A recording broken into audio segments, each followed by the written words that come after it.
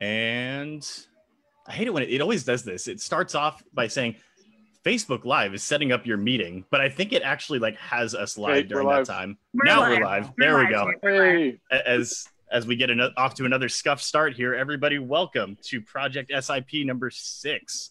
We are on number 6. We've been going now for about 2.5 months. Thank you all for being with us tonight. Really appreciate it.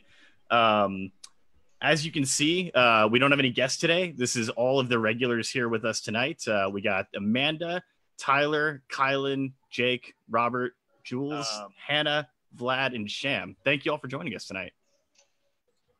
All right. We are going to start off tonight talking about our first topic here, which is reopening and the rising first wave. As you all know, we've been going through quite the rough time with coronavirus over the last 3 months. And obviously the goal was to flatten the curve when we all sheltered in place. But there are a lot of us who have said that we haven't been doing a good enough job flattening the curve the first time. So I'd like to get your guys' thoughts on how we're doing. Robert, first question is to you. Yeah. Did states and counties reopen too soon, or is the collapse of the economy more important than human lives? I don't know if I'd exactly word it like that. I think that it was inevitable that we needed to open up. We've seen a lot of people who have, like I said in the last podcast, either alcoholism, spousal abuse, stuff like that had occurred. So I believe that reopening was something that was more important. I think that there's still people out there who aren't taking it seriously, where you see people coughing in babies' faces. Oh my God, that's right. Yeah, I saw a video of that. Is that actually happening on a wide scale? Like people weaponizing coughing on people? No, but I've seen other videos of people like spitting on produce and stuff like that in grocery stores. I wouldn't say that's the major cause of what the rise is. But I think it is something where people still aren't taking the virus seriously. I think also the other aspect of why we are seeing rising numbers is also the effect that once you get more tests out there, cases are going to naturally be more abundant. I think the CDC or something like that had said that the percentage rate of people getting infected has stayed about the same at 5% all the way through. So I think it's more that we're getting more tests out there, which is causing higher numbers of coronavirus. Mm-hmm. Yeah, no, that's understood. I got another question for you, Robert, actually. Yeah. During the Tulsa rally, Trump had said that he told his people to actually slow down the testing. Now, later that same day, and I think the next day, a couple of his advisors had said the president was joking. And then the president came out the very next day and said, no, it wasn't a joke. I actually told them that. What are your thoughts on that? Do you agree with the president that you should slow down testing, or do you think we should keep testing up at the rate we have been? I think that testing is something that's very important. Like I've said plenty of times before, even though I am a supporter of the president, I can admit that the president does say stupid crap a lot. So I have no problem in admitting that. It happens with the administrations a little bit more with this administration, where they have to walk back things and then retract on things. So I have no problem saying that was a pretty stupid comment. But yeah, testing is something that we definitely need to get a safe reopening for this country. So I 100% agree with as much testing as possible. It should be as cheap as possible, being sold in every CVS for $10 a piece. Yeah. Thank you. Appreciate that. Next question I want to go to is I want to go to actually Jake on this one. When Dr. Fauci has said when the vaccine is going to be available probably at the end of this year or the beginning of next year. When the vaccine does come out, do you think the vaccine should be free to everybody?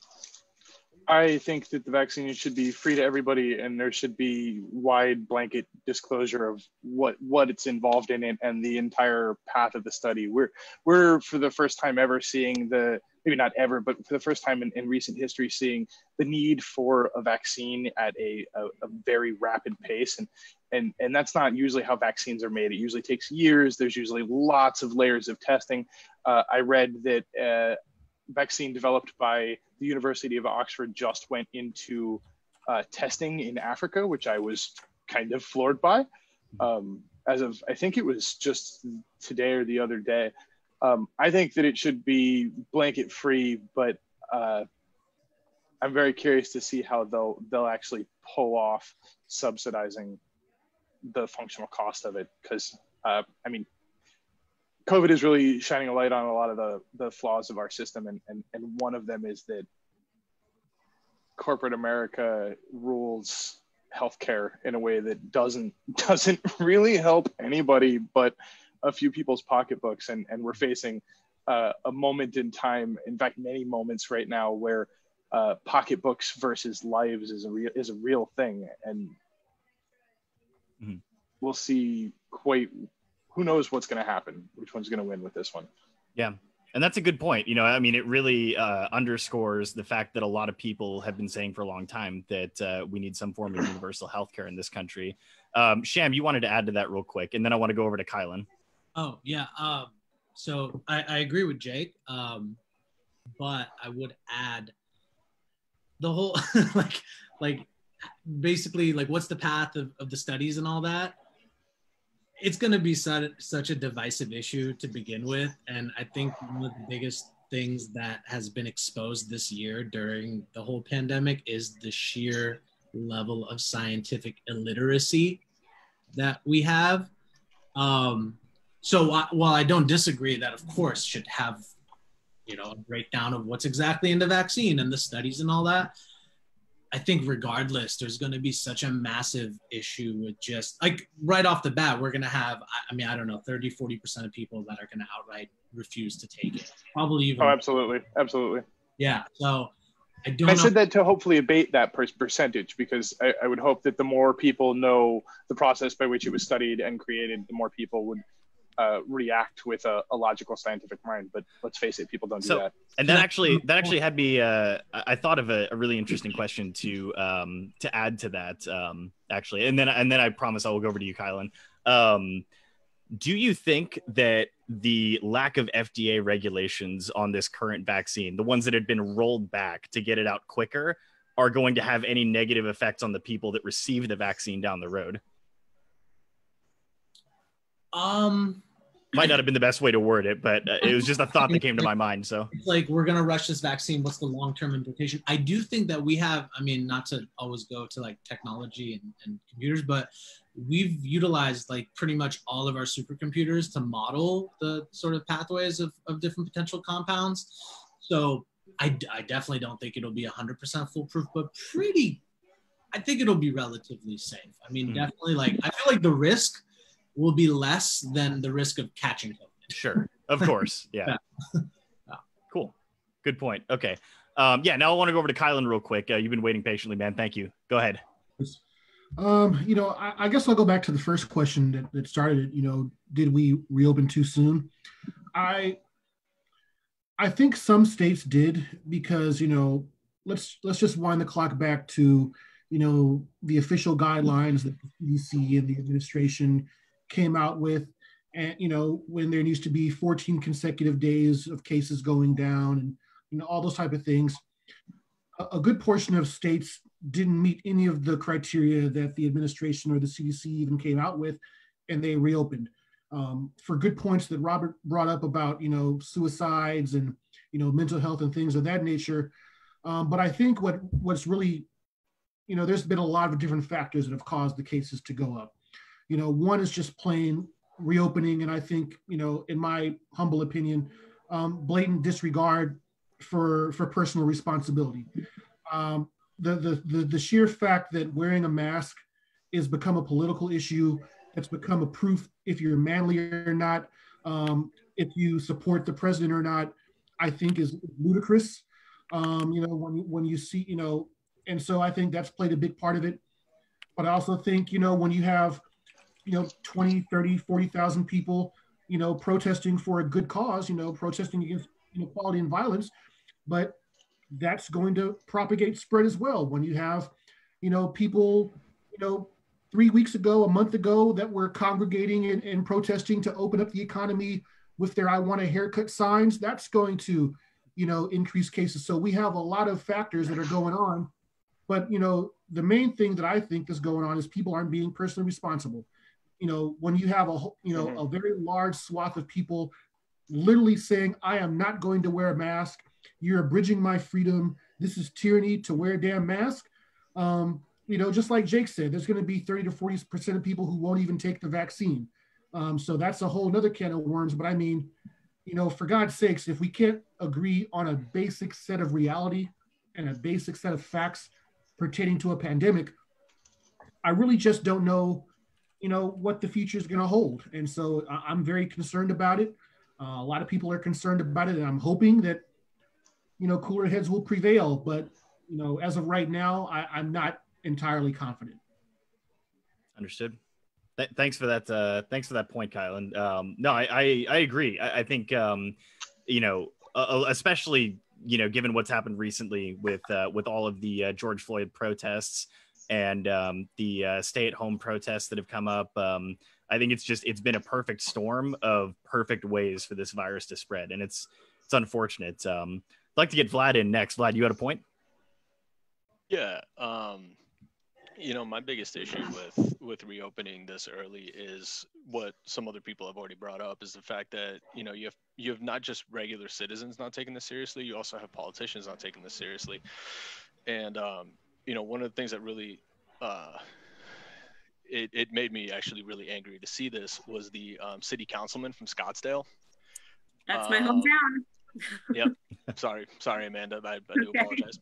But the city councilman from Scottsdale coming out there wearing a mask, screaming, "I can't breathe," almost like mocking, George Floyd and that situation, ripping off his mask and then, going on ranting about how, we shouldn't be wearing masks and whatever.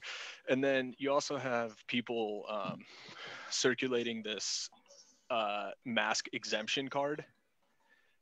That's very official looking. I believe we've all seen it. Total BS. Actually, we can post it into the comments on this video as well for people who haven't. But this thing looks official, and it tells, basically says like, "Hey, I'm exempt from wearing a mask." No, you're not.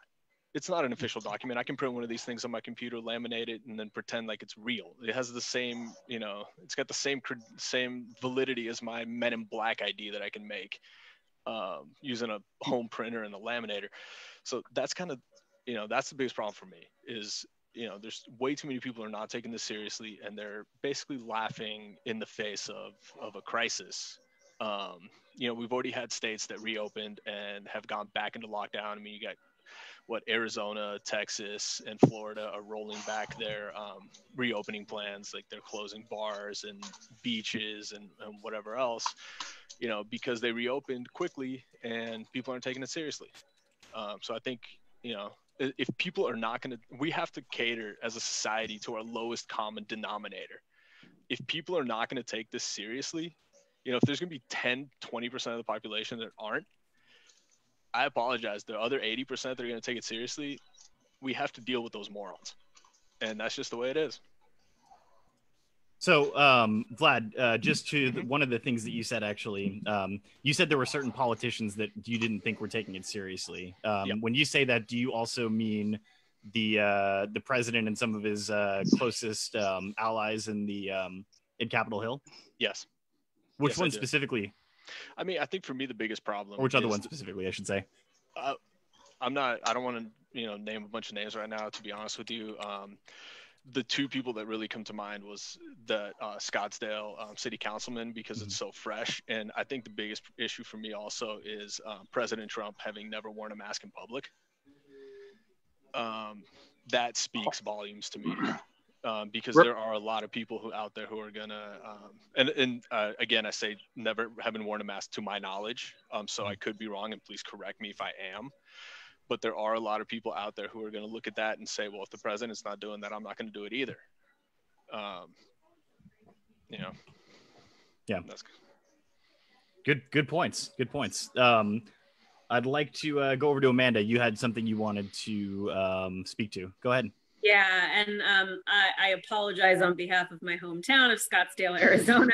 And I actually think our Governor Ducey, like denounced what that city council person did, which you almost wouldn't expect from Governor Ducey, considering how late he was in acting on this virus and how soon he reopened.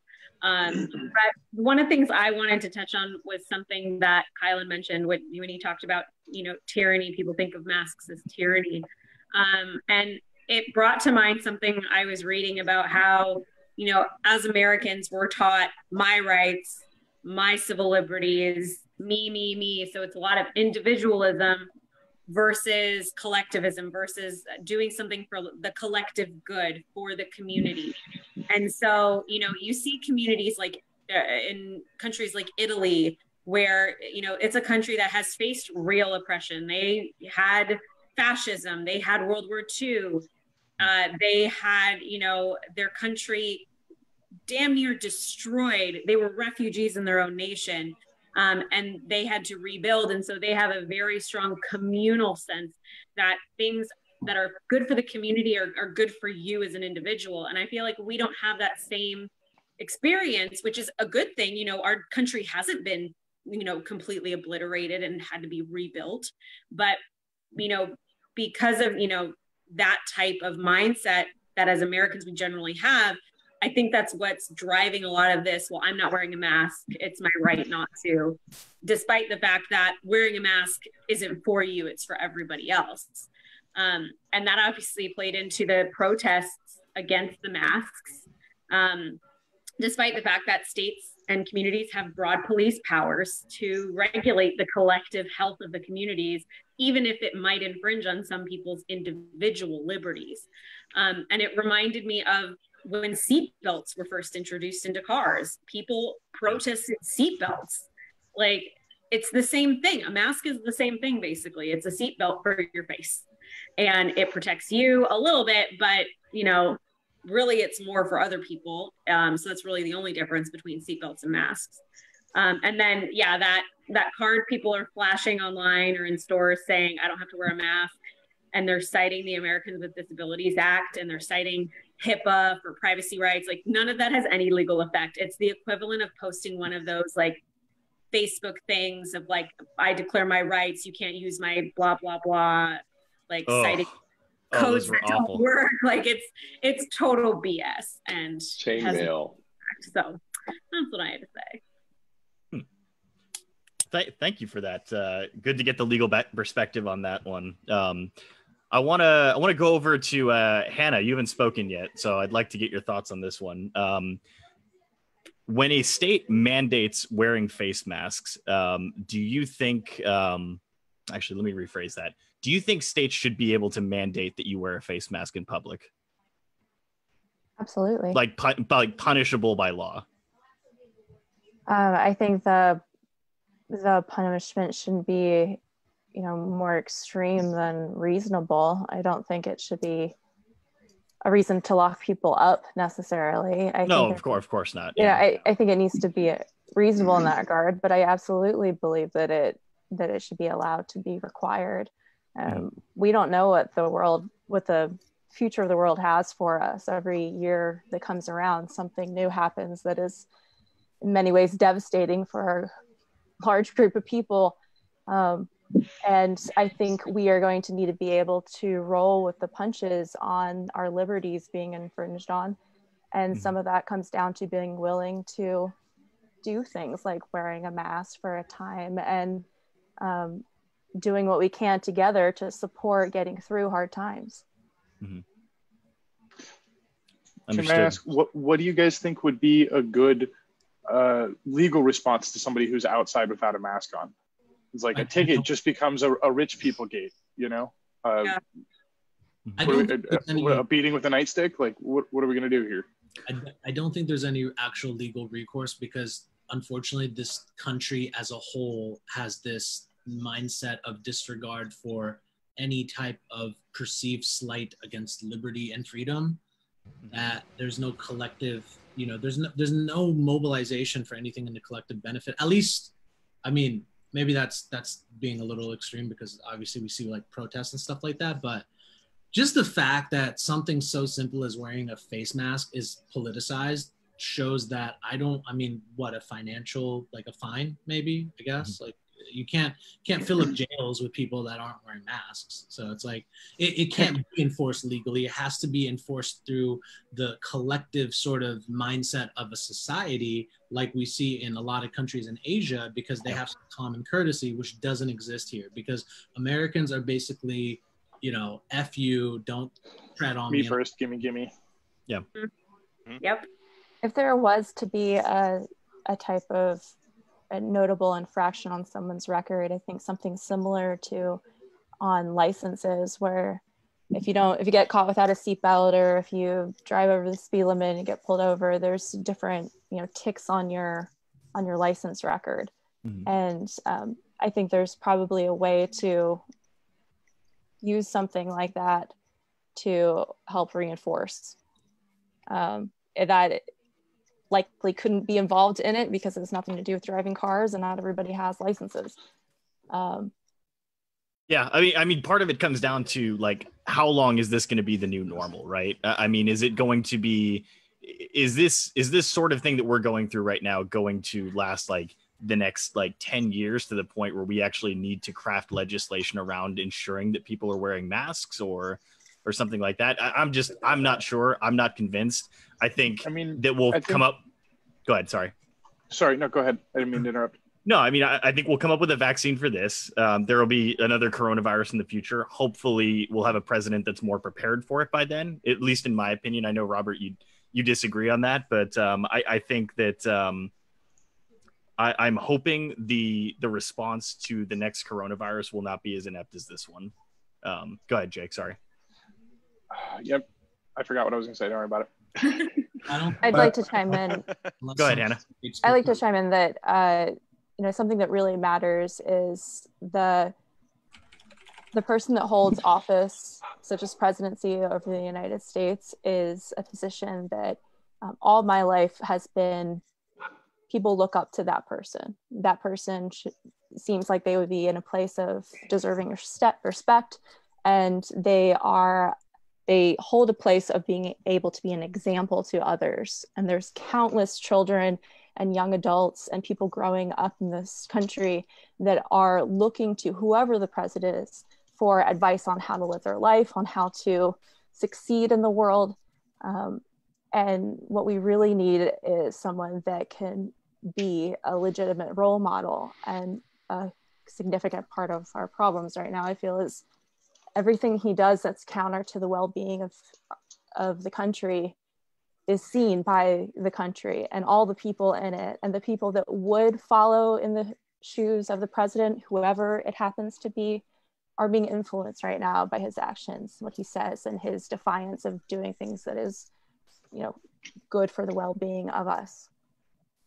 So hopefully with the next round of presidents, if it happens to be him or somebody else, the example will be stronger and worth following. And hopefully that will help unite people to do what's right for each other. Mm-hmm. Yeah, understood. And that actually, it's interesting because at one point we actually had a coronavirus task force because Trump said he specifically didn't want to be involved. And I think he dissolved that. Like, am I right on that? He dissolved that like a few months ago. No, I think it was no. You're thinking of the pandemic task force. Pandemic response team. Yeah.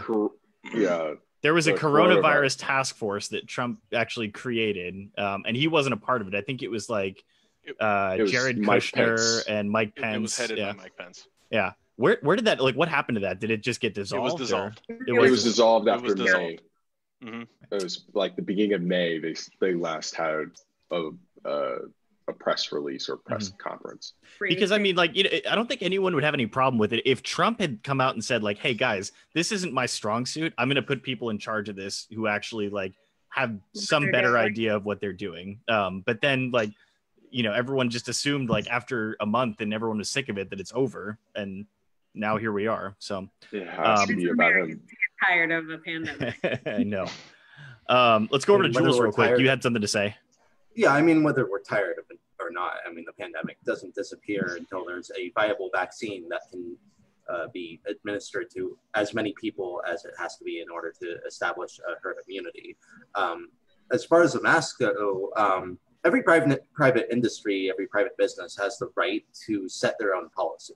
So if I go to Costco, even in a state or county or city that does not mandate masks, but Costco specifically does, they're allowed to do that. And they're allowed to tell you to leave if you don't wear that mask. Mm-hmm. So to a large degree, like enforcing the mask wearing is up to private industry to a large degree. And then, you know, as I think Vladimir was saying, it's not something that you can really enforce on a legal level. You can't really say, wear a mask or we're going to fine you, wear a mask or you're under arrest. You can't really do that. It kind of goes against... Why not, Jules? It goes against civil liberties to a degree. You can't mandate... It does. I mean, you could make an argument, but I think it would be hard to argue that argument. I can argue it. You can argue it. I was going to say, but I'm not sure if you could necessarily create a legal... I don't know if there is a legal precedent for making people wear a specific... Jules, why don't we go to our resident lawyer? Amanda, go ahead. So you have to think about other restrictions that we already have on freedoms. Because remember, you don't technically have a constitutional right to wear whatever you want in terms of, you know, if I do or don't want to wear a mask. There's nothing in the Constitution that says that unless you're wearing something for a personal political expression, like you want to wear a, you know, fuck the police shirt, you can do that. But I do think seatbelts is a great analogy for this. We all have to wear seatbelts in cars for safety. Sure. Masks have to be worn for safety. And if you don't wear a seatbelt, you get a ticket. That ticket can result in a fine. It can go to court. You can, you know, if it's not something that violates the Constitution, they can do it and they can enforce it and they can add fines. They can add jail time. They can, if the law in that particular state allows it, if you don't go to court, if you don't pay your fine, that can be points on your license. Your license can be suspended or revoked. Like there's precedent for this. It's just not like we don't really think about it because it's sort of an indirect precedent. My concern would be totally do it. They can totally do it. Right. And my concern would be that there would be do it to people of color. Right. My concern would be that there would be more conservative judges who would not hold that up. And municipalities that are more right-wing that would not hold that up because of the civil liberties argument. And as you said, it's not the most convincing argument, but it's also something that a conservative court probably or very well might shut down. And I actually disagree about the conservative court thing. I actually think they would be more likely to, because conservative courts tend to be more, at least in my experience, more friendly to the police powers of the state in terms of regulating health and wellness, which they're allowed to do. That is a power specifically for local governments. And, you know, it's the, you know, conservative judges, and again, in my experience and from what I've seen, they're usually going to side with police, with the state, with the executive on things like that, unless it blatantly violates, you know, a Supreme Court precedent or the Constitution. And I don't think a mask requirement does that unless there's something that I don't know. It's possible that I don't know something, but I don't disagree. I'm just saying my concern is that there's, you know, all these civil liberties people who are actively denying or refusing to wear the mask. But, and I just don't think there's a civil liberty aspect legally to the mask argument, basically, unless it's a First Amendment issue because you want your mask to say a certain thing or send a certain message. Sure. Essentially. Yeah. Mm-hmm. And does anybody know, is there any specific medical condition that exists that would disallow you from wearing a mask? No. Because not to my knowledge. So. Yeah, that's what I thought.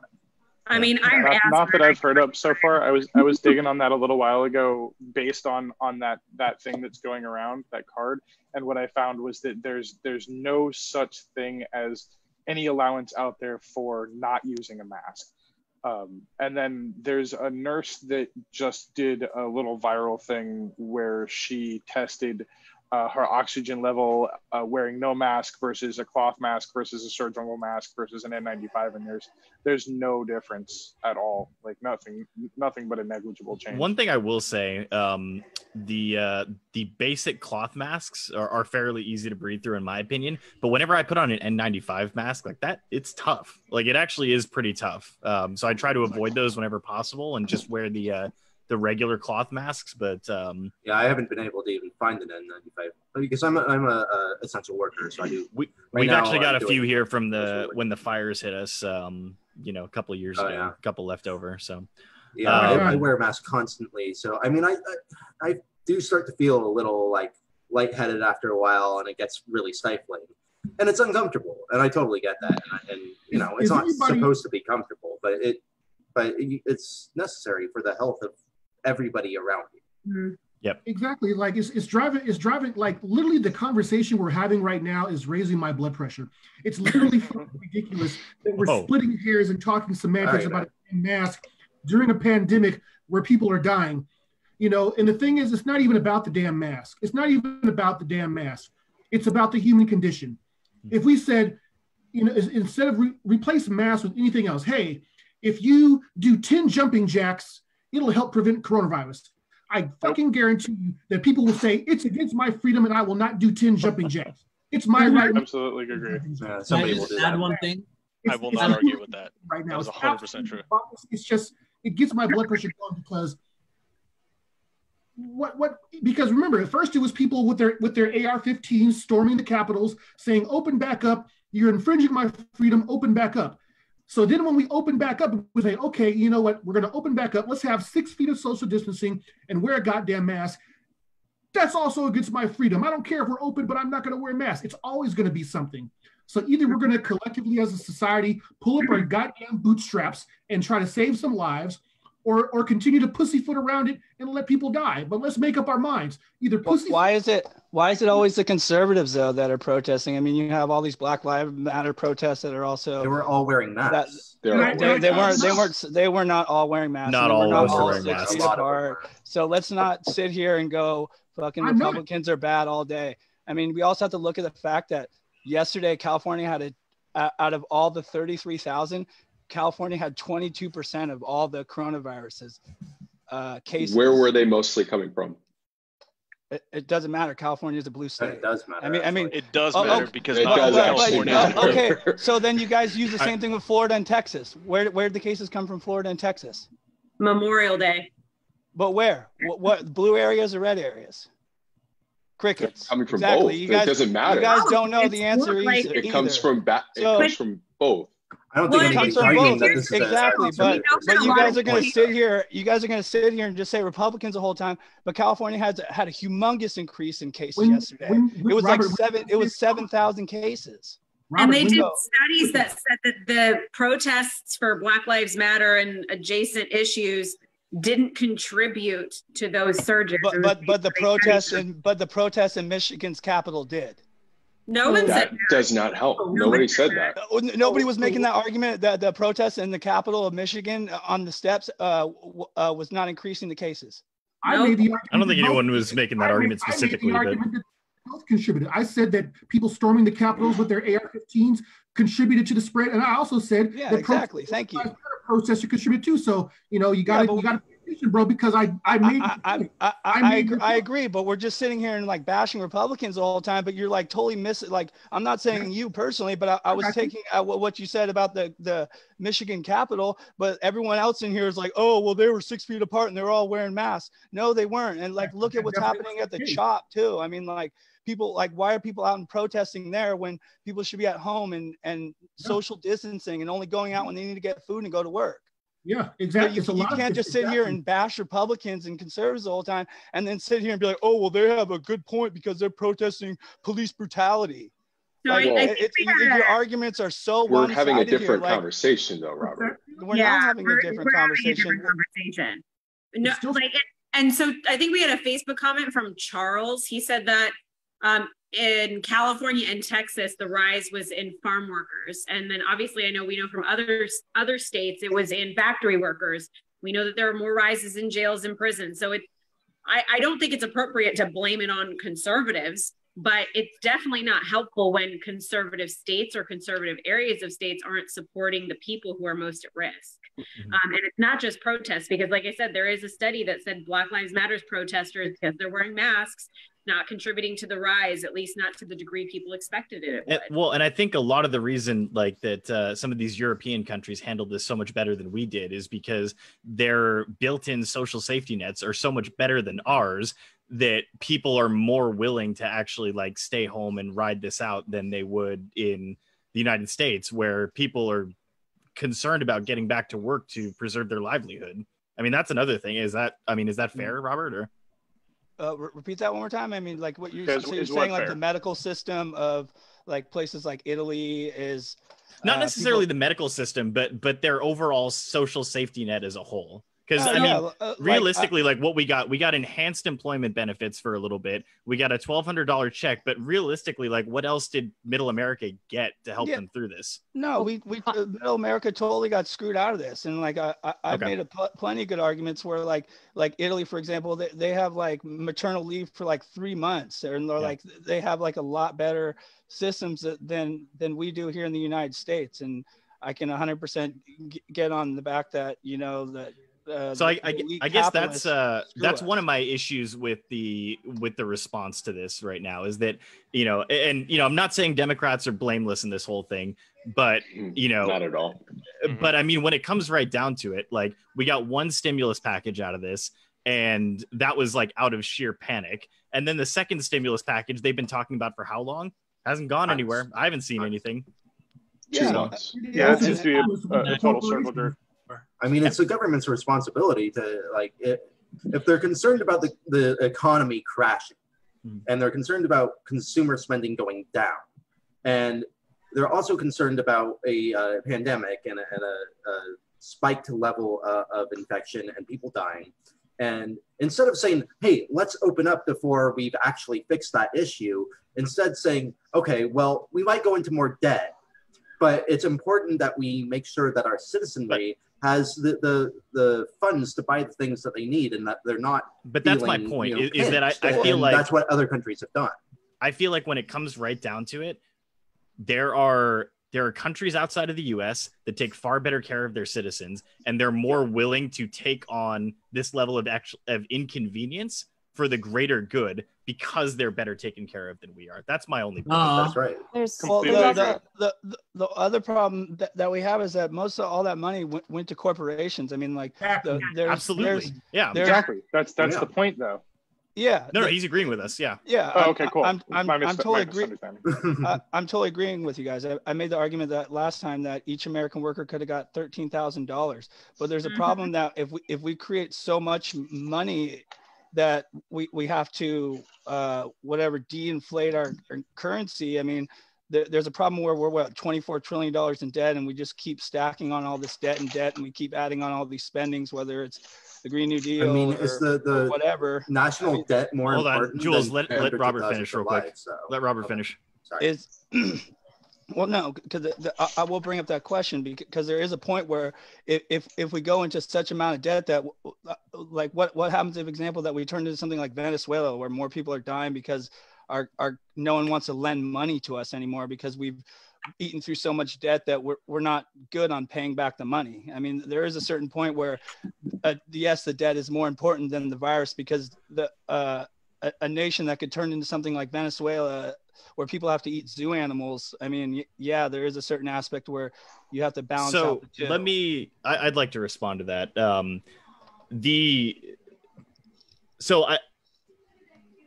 I get how conservatives enjoy talking about the debt and enjoy talking about ways to reduce the federal deficit and stuff like that.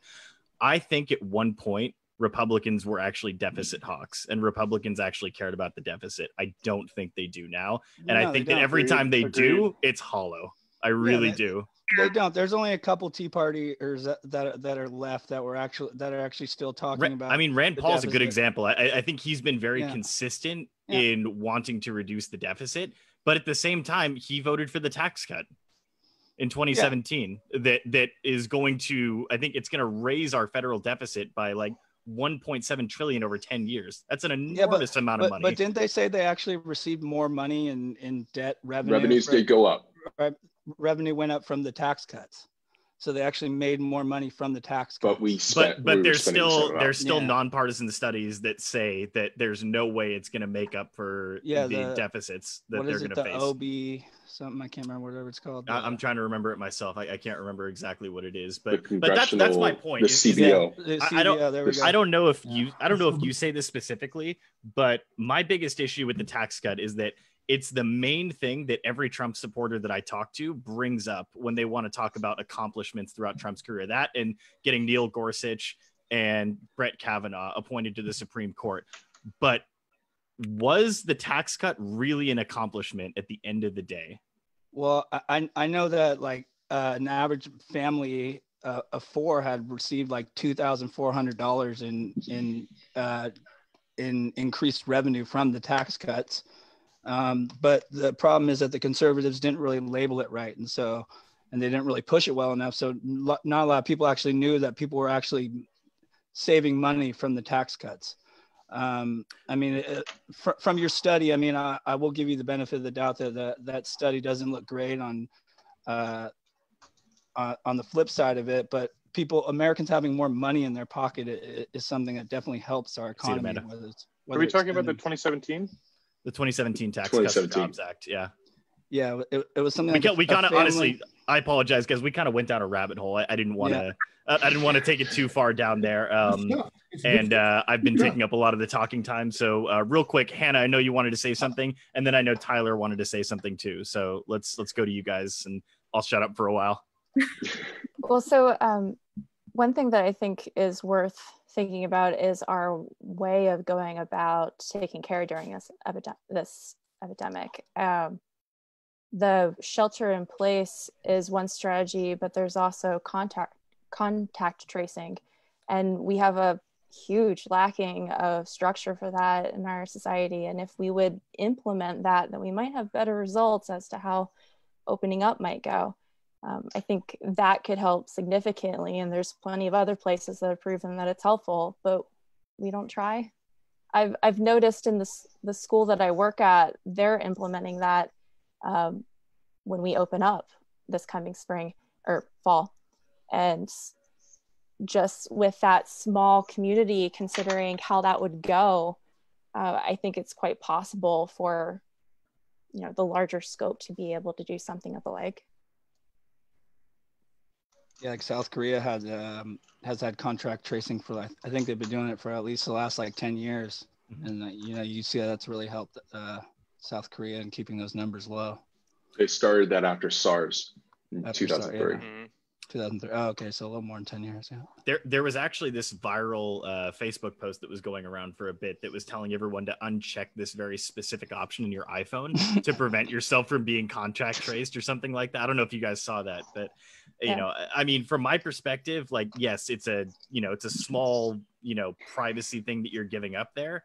But I mean, the greater good, it's just another one of those things where it's just I feel like people aren't looking at the big picture, but there's going to be a huge negative response to any attempts to contact trace. Yeah. Like the same group that doesn't want government to say take their guns or tell them how to wear a mask is likely to respond with a full tilt wig out. Oh, you want to know who I know, where I've been, that kind of stuff? I doubt it. I think America's and just to be clear, even as a liberal, I don't support the government taking your guns, and I don't think many people do. That I can think. Besides the point, that's a conversation for another day. But yeah. I've lost track. I've lost track of who we're going to. Yeah, Tyler. I'm sorry. Go ahead, Tyler. I'm a terrible host today. I apologize. So I mean, my whole entire point was going back to mask wearing and what we should be doing for that. So in places such as New York and New Jersey, even the Bay Area, that had in Washington and the Seattle area, they had huge concentrations at the beginning here in the United States of infections. They were high rates of infections in those areas.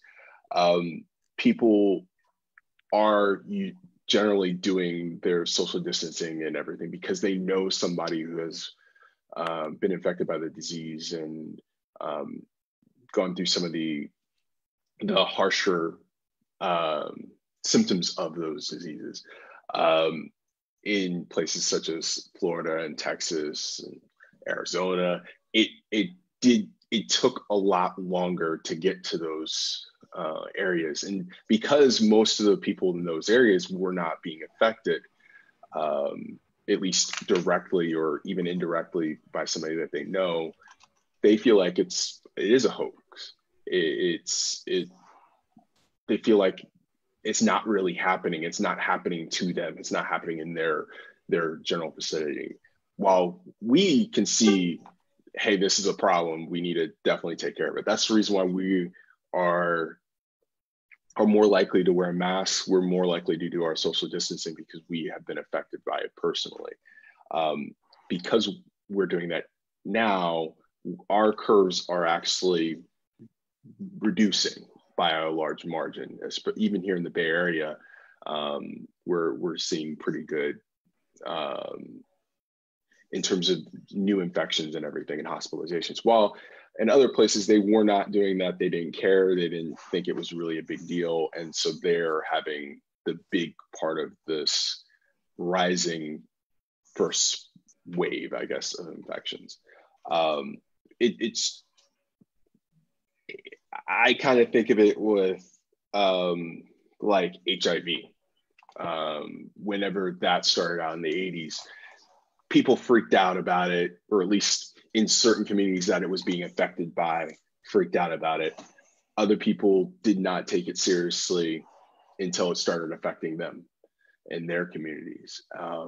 While people in my community took it very seriously and tried to take steps to prevent their own infection. And it's taken us 40 years to get to where we are, where we have medicines and other prevention that you can take to where you don't spread it. And I mean, I hope it doesn't take us 40 years for that to happen with COVID, because that's a big deal. We can't continue to be stuck in our houses and having a fear for if we're going to be able to breathe when we wake up the next morning. And I think we need to look at it as what everybody else in the world has done, and is a collectivism thing, like we've been mentioning here, that we just need to look at it together and grow together. Because if we don't do it together, we're going to be stuck in this constant state until a majority of us get antibodies, which we don't know if that even works either. There's actually strong evidence that it doesn't. Exactly. There is. 3 months. I didn't know that. Yep. Yeah, there's pretty good evidence that we can keep the antibodies for a fairly short period of time, but that they rapidly drop off, which would extrapolate kind of suggestion. That says to mutations. The virus is constantly mutating. I think it's more going to mean that we need booster shots on vaccines. Yeah, I think. Yeah, I don't think it's a mutation, because this virus has been known to mutate pretty slowly. But I think it's it may just be our bodies aren't able to maintain those antibodies for a period of time for whatever reason. I wonder if that has any effect on a potential vaccine, though. But I guess well, given the way we make vaccines, that's likely to have a huge effect. If it doesn't evolve, I mean, the vaccine's got to be made for its particular strain. If it doesn't evolve, the vaccine will last a lot longer. If it rapidly evolves, we'll need a new vaccine again very soon. I mean, this virus has been known to not mutate very fast, and there's several vaccines for viruses that we've had for nearly a century that have not. Absolutely. That are the same vaccine, and so far this virus has been not been mutating at a rate that they're concerned about a vaccine becoming not viable in a short period of time. So hopefully that's continues to be correct, but of course the science is constantly evolving on it. But to my knowledge, yeah. Sorry, And, Jules, you know- we are pressed for time here, so I just wanted to get to Vlad real quick, and then we got to move on to the next topic here. Thank you. I just wanted to respond real quick, Tyler. You had mentioned a couple of communities like Seattle and the Bay Area, for example, New York. And, you know, we're talking about rises in cases in areas that are flattening or, you know, that are doing a better job. And the thought that comes to my mind is that it's not necessarily that some places are taking it more seriously than others. I mean, yeah, that's probably the case. But if you look at communities like Seattle, like the Bay Area, New York, like some of the major cities in Texas, like Austin and Dallas, what do those communities have in common? And one of the big things that's going on in all those areas is they're big tech hubs. So you have a lot of situations, like you have to look at the economic makeup of those communities. Like you have a lot of people that are that work corporate jobs, corporate office jobs, that are just as able, that are able to do those jobs just as easily from home as they do from an office. So you got, you know, the New York subways are deserted. Here, the BART system in the Bay Area is empty. Muni in San Francisco is pretty much empty. So you really have to look at the economic makeup and like what do people do in those communities to make money? Yeah, you definitely have retail workers and you have restaurant workers and everything like that. That said, that's not like the thing that's really driving the economy there.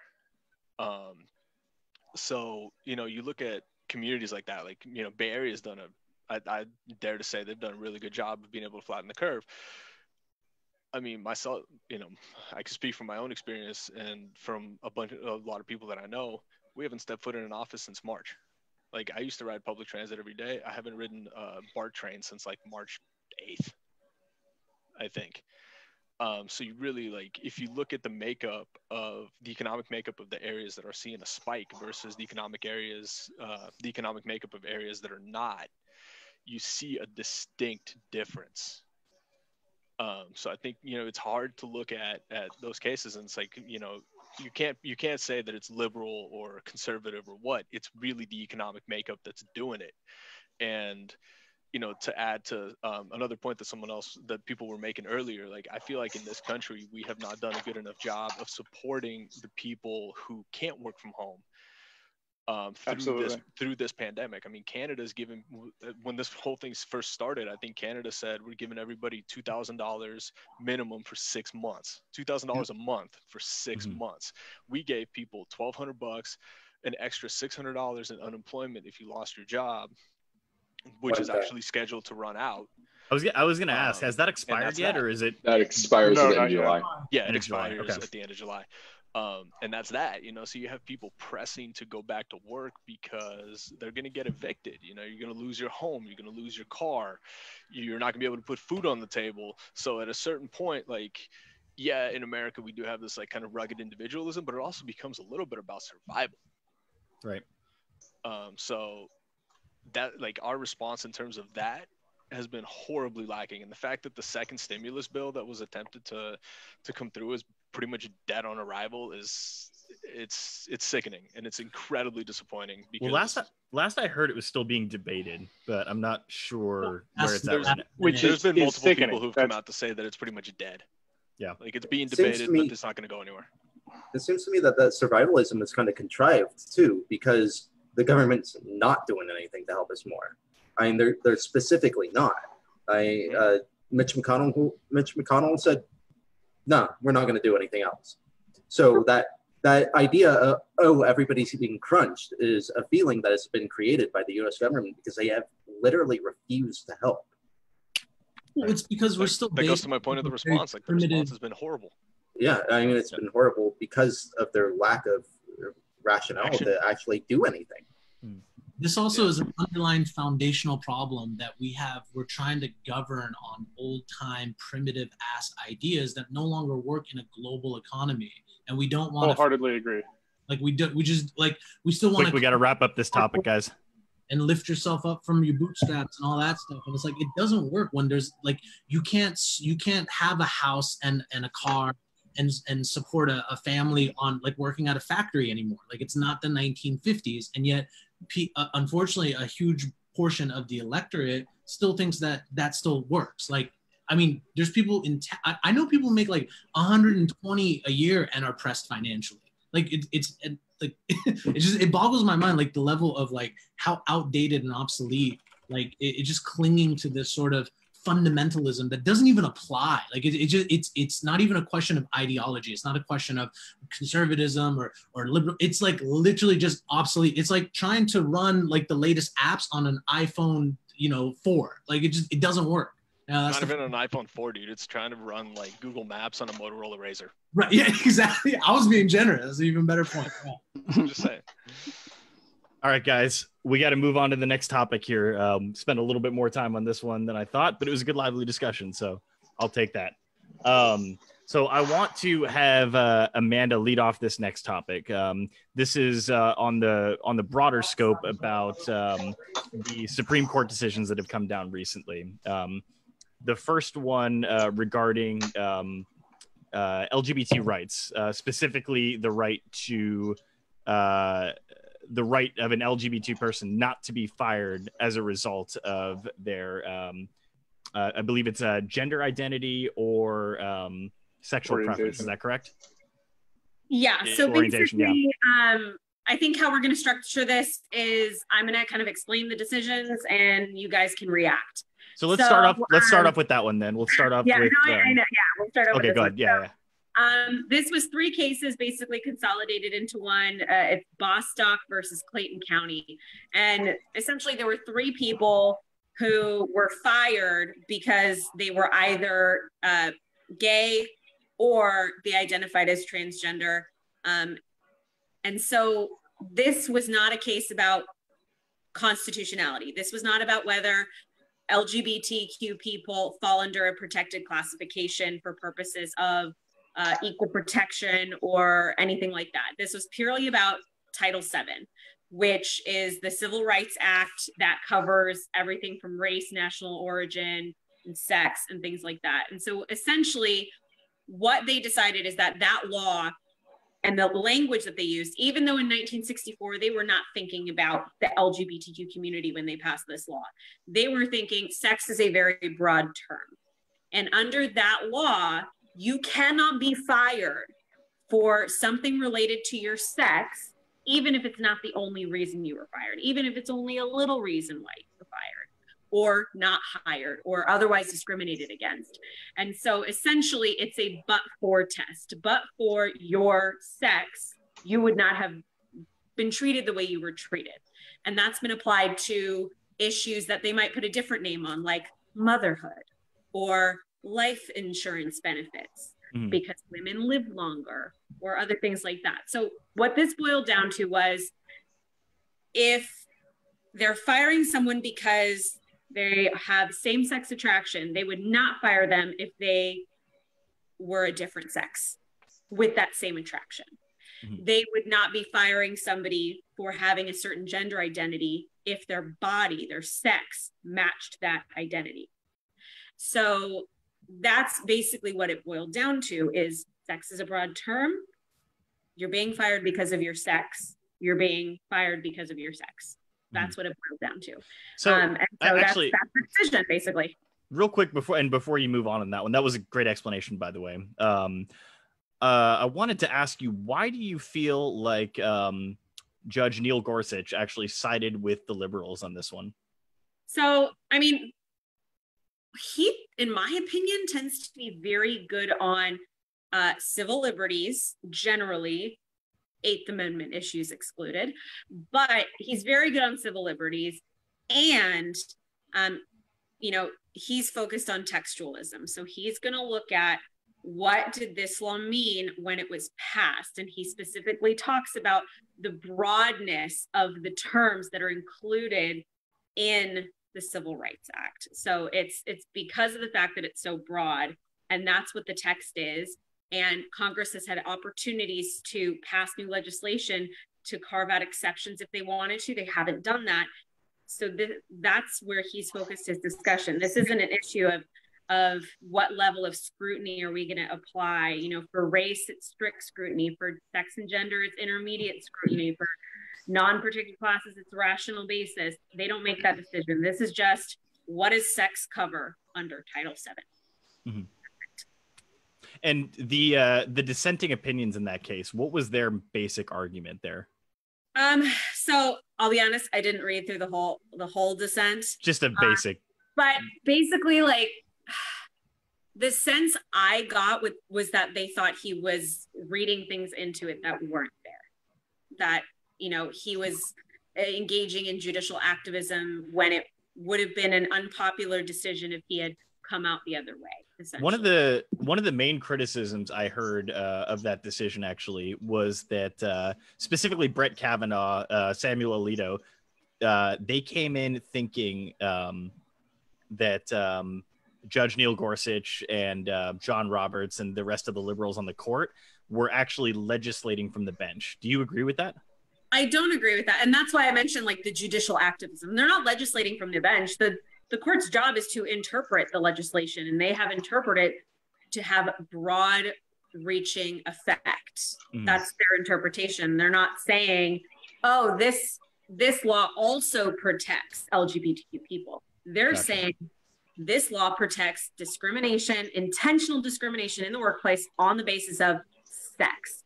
And if somebody is attracted to a man and they are a woman, they don't get fired. But if they are a man, they get fired. And so it's about their biological sex is the reason why they're being fired. Gotcha. Yeah. Gotcha. No, great explanation. Does anyone else want to comment specifically on that Supreme Court case before we move on to the next one? I'm just glad they made it. Yeah, I got a quick thing I'd like to say. Go ahead. I think it's distressing and absurd that this needed to happen. That they should have, those kind of rights should be blanket. Everybody should have that. It's absurd that it's 2020 and we're finally giving those rights to those people. I find it upsetting they didn't have them a long time ago, and I bet a lot of you guys did it too. And I think something like half the states didn't have protections in the workplace for LGBT people. So this expanded those rights to millions of people in most of the US. Yeah, I agree with Jake. I think it's ridiculous that we even had to go this far. That, you know, after the Supreme Court, you know, voting on marriage being legal between homosexuals, you know, all this stuff, but we were still letting workplaces discriminate against them. It's just so bizarre. But, you know, all this stuff happens incrementally, and that has been the history of our country. I'm glad it happened, but I wish it had happened sooner. And that's the problem, because whenever you have somebody that does show that they can get married and they're celebrating that in a workplace that most people didn't know or really care, but because they made that public display, they would get fired for that. I've known a couple people that have done that. How terrible. Really so, I mean, well, it's like, I know somebody that was a teacher and they live in Ohio, and they did not tell any of their students that they were getting married. They didn't tell any parents, any of the other teachers or anything. They just made a Facebook post about the fact that, hey, I get to marry my husband. It's great. And they got fired because somebody found it. And I luckily I've lived in California since I've basically been working, except for a short time in North Carolina. But I mean, I can definitely empathize with those people, because I didn't necessarily want that to be the first thing that people thought about me. I mean, it was hard enough being a Black person in a workplace, and then you add being gay on top of that, and that just makes it a really difficult proposition. So I just would drop the gay part, and I can pass, I guess, or code switch well enough to where people don't really know that at first about me. So on that same note, I worked with you for about 2.5 years before I found out. So you hit it well. I will say that. But it's not necessarily hiding. It's just who I am. But just because I'm attracted to a man doesn't necessarily mean that I'm not the same person. And I don't really think it defines me who I am attracted to. Right. I mean, it just is what it is. So, I mean, I don't go around saying, why are you attracted to women? I look at a woman and say, why are you attracted to men? You be attracted to who you should be attracted to. Sometimes, to be honest with you, I wonder why women are attracted to men. We suck, man. I will concur as the only. I mean, historically speaking, men are probably responsible for the majority of women's misery. You're probably not wrong. As a man who is attracted to men, I can definitely agree with that in some ways. We are very weird people. So I would definitely say I can feel Amanda and Hannah's misery on that. Well, hey, I mean, that's how it is sometimes. There's a great quote by Paul Newman, by the way, that's there are so many qualities that make up a human being. By the time I get through all the things that I really admire about people, what they do with their private parts is probably so low on the list that it is irrelevant. Yep. And that's pretty much how I feel. I think most people probably feel that way. I just wish it didn't take the Supreme Court so long to also say, hey, that's kind of bullshit. Yep. Let's go to Vlad real quick. You wanted to get on this topic real quick. Yeah, actually, it's not necessarily an opinion on the topic or anything like that. I just had a question to ask. It's more of a legal question. So probably Amanda, you can answer this one. Hopefully I can answer it. I know someone who used to work for the Archdiocese in San Francisco. She was a teacher at one of their schools, and she was gay and she was married, and they basically, I can't remember exactly how it went, but I believe they wanted to force her to sign some sort of like pledge, and if she refused, they were going to terminate her. She refused and ended up losing her job. Do you think this type of ruling will have any implication on like religious institutions and things like that, where like if this ruling had been in place where she might have not lost her job? So I could be wrong, but I'm pretty sure that similar to Title IX, Title VII applies to all private institutions and including private schools and charter schools. I don't know and I would have to research it, but I don't know if there's an exception or a carve out made for religious schools, because I know there is in some areas of the law. But yeah, so if Title VII covers private schools, even private religious schools, then you're right. This would have if this had been in place at the time she was in that situation, they would not have been allowed to fire her. If they did, it would have been a violation of Title VII. Okay. Thank you.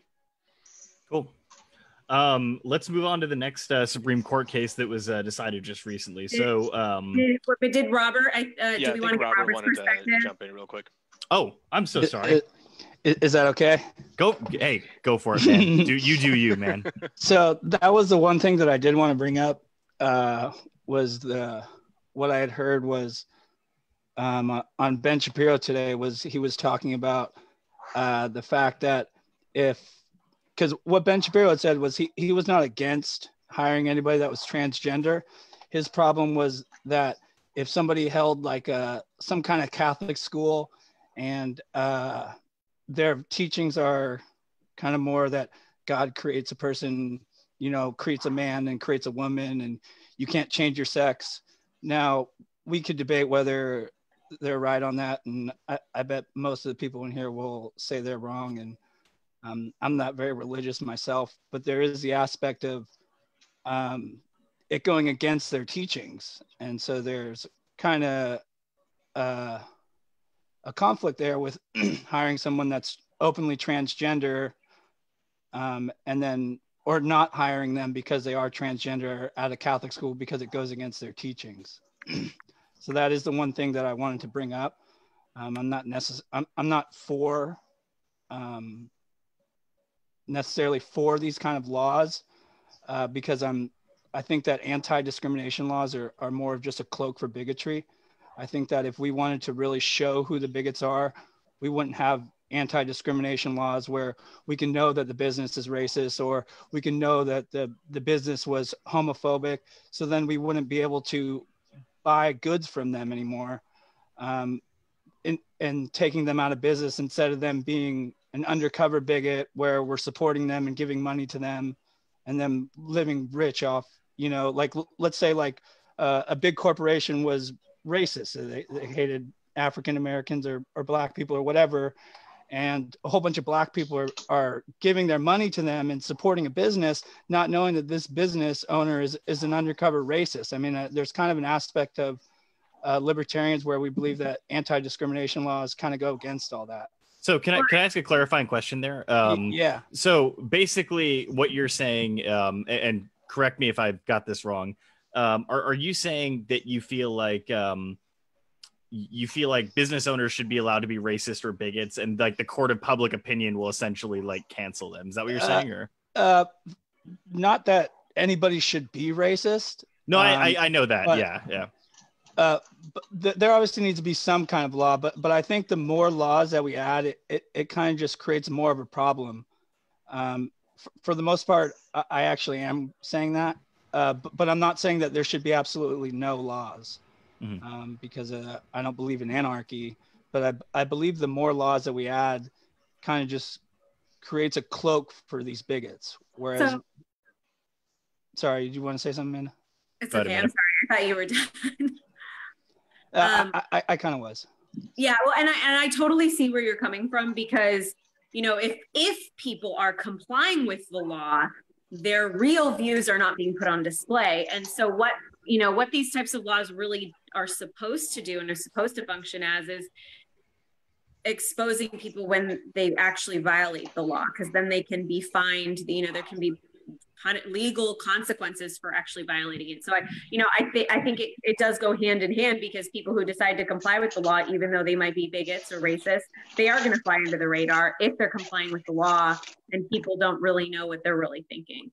And I did want to quickly respond about the Catholicism thing. So I grew up Catholic, and there's no official church catechism position on transgender identity.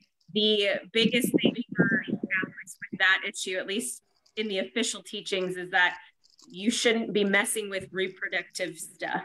So that's the same reason why they say you shouldn't use condoms, you shouldn't use birth control, because it's interfering with reproduction. So you shouldn't have surgeries that interfere with reproduction. And it's another reason why they don't support gay marriage, because it doesn't lead to reproduction. That's part of that. So it's that's it. I mean, there's a lot more to it, but that's kind of the basic thing. So I think Alex wants to move on to the next. No, actually, I wanted to. Thank you, Lewis. I wanted to move on to Sham. He wanted to add something real quick, and then I want to go to Hannah. Yeah, so I wanted to add something. I would say in a perfect world, a person's sexual orientation or gender identity should not really be a defining factor in the context of not being judged for it. It should just be accepted as a common thing, right? Like, it doesn't matter. It doesn't matter if someone's attracted to women or men. That's just their choice of how they live their life and what they're attracted to. Unfortunately, that's not the case. And that being said, in order to provide protection and also, I think, validation to those people that are constantly worried about being discriminated against for that, this type of law is really important, because it's not just so much creating a legal sort of framework for it. It's also about acknowledging and validating that fear and struggle, and providing a level of protection. So I think that's really crucial, that like the long-term goal, is just to the point where it's not relevant, but unfortunately people who might have a different gender identity, it's relevant, right? Like to to how they're, living based off of other people's opinion, especially in the context of organized religion, which I don't want to get too much into, but that's just such a I don't want to, but that usually is the criteria used to discriminate against those people. So I think this is really crucial in the context of validation and protection under like laws and things like that. And I would piggyback that it's definitely protection is needed for the people that are holding the jobs and that would be at risk for being fired. And yes, it's great to be able to hold employers accountable, but when you live in a community, in a region that is everybody else believes differently than you about who you foundationally, parts of who you are and how you carry yourself and how you honestly want to live your life, those people need to be backed. And if they're limited in choice of jobs and the only options are to work with people that are bigots and don't like them or want them to work with them, but trying to find a way to fire them, like even more, they need to be supported, the people that have those jobs. It is hard to live in a place that is completely against you and you have little options. And against you for something that's out of your control, and that's one of the unfortunate aspects of it. And being for like with people who literally think that it is in your control, or again, not to get into the religious side of it, but I think that aspect of it too, like this is their identity, and to not validate and acknowledge that is it's just that's why this law is so important. Well, and that's something that this case didn't even make any opinion on whether or not gender identity or sexual orientation are immutable characteristics. So that's going to be another legal fight for another day. So I would say and there's probably a lot of people that I would feel like that would say this in my community. If I could be straight to make it easier for me, if all I had to do was just say I'm straight and just have that attraction, I would, but that's not my reality, and that's not who I am. And so I don't have the choice to be straight, not at all. And I'm glad I don't, because I love my life the way I have it now. But there are a lot of people that don't feel that way, and they're very ashamed of themselves. And this hopefully will make them feel better about themselves now. Mm-hmm. And we love you too. We love you the way you are. Hell yeah, brother. Hell yeah. Good stuff. We got to move on. We got a couple other Supreme Court topics to talk about here. So I want to go real quick to Amanda on this one to give everyone the background on what was decided here on the DACA ruling. Go ahead. Okay, I'm going to try to make this understandable. It gets confusing. Hey, don't condescend to us. No, it's not. No, it's like it's even confusing for me because just like the last decision, this was not a decision about constitutionality. This was a decision about administrative law. So a little bit of background. And a while back, Robert and I were talking about this. So thankfully, like I have a lot of that still in my head. But essentially, there's DACA, which is Deferred Action for Childhood Arrivals, and there is DAPA, DAPA, which is Deferred Action for Parents of Americans and Lawful Permanent Residents. So basically, both of those laws, policies, executive orders, they did two things, okay? On the one hand, they're saying we are exercising our prosecutorial discretion as the executive branch to say, we're not going to deport you yet. And you can renew that every 2 or 3 years, and we won't do it yet if we grant that renewal. And on the other hand, they created an avenue for certain types of benefits, like driver's licenses in certain states. It could be, certain types of employment benefits. And so what ended up happening is Texas and 25 other states sued for a preliminary injunction, basically, hey, we don't like this. This is a burden on the states. Don't do this. And the Fifth Circuit and eventually the Supreme Court in a separate decision were like, we agree with you. This violates the Immigration and Naturalization Act because it conflicts. And again, I apologize. This is long-winded and it's getting a little confusing, or can be. But essentially for for these types of parents, parents of US citizens and parents of people with green cards, there is already an avenue for them to get these benefits through the INA, the Immigration and Naturalization Act. And it's a really crappy way, because basically the rule is you have to leave the country and you have to wait 10 years before you can come back to get these benefits. And you have to come back and follow certain procedures, come back the right way, right? Mm-hmm. And so what DAPA and DACA were doing was kind of skipping that and creating their own way. The legislature is the only one who has the power to do that. So there was this conflict with the INA. Fifth Circuit and Supreme Court said, no go. That part of those laws is gone, or should be gone. So when that happened, the Department of Homeland Security acting secretary, I think their last name was Duke, said, oh, fine, we're just going to throw out the whole thing. So even though only part of it was invalidated, they threw out the whole thing. They were like, we're just going to undo the prosecutorial discretion, not deport you yet aspect of this. And so that's what the Supreme Court was deciding this time, was whether or not that decision was legit. And they said it wasn't, because they failed to follow proper procedures under the Administrative Procedure Act in order to show that they had a legitimate reason. And so what this ultimately boiled down to is, you can't just get rid of the whole law because part of it is invalidated and it's not something that the other part relies on. You have to have a legitimate reason. And when they asked for other reasons, Kristen Nielsen, who replaced Duke, couldn't really give any legit reasons. And then 9 months later tried to come up with other reasons. And the court was like, you can't have post hoc rationalization. And so ultimately it's just an issue of administrative law. This was not a ruling about whether or not presidents can or cannot do executive orders on immigration.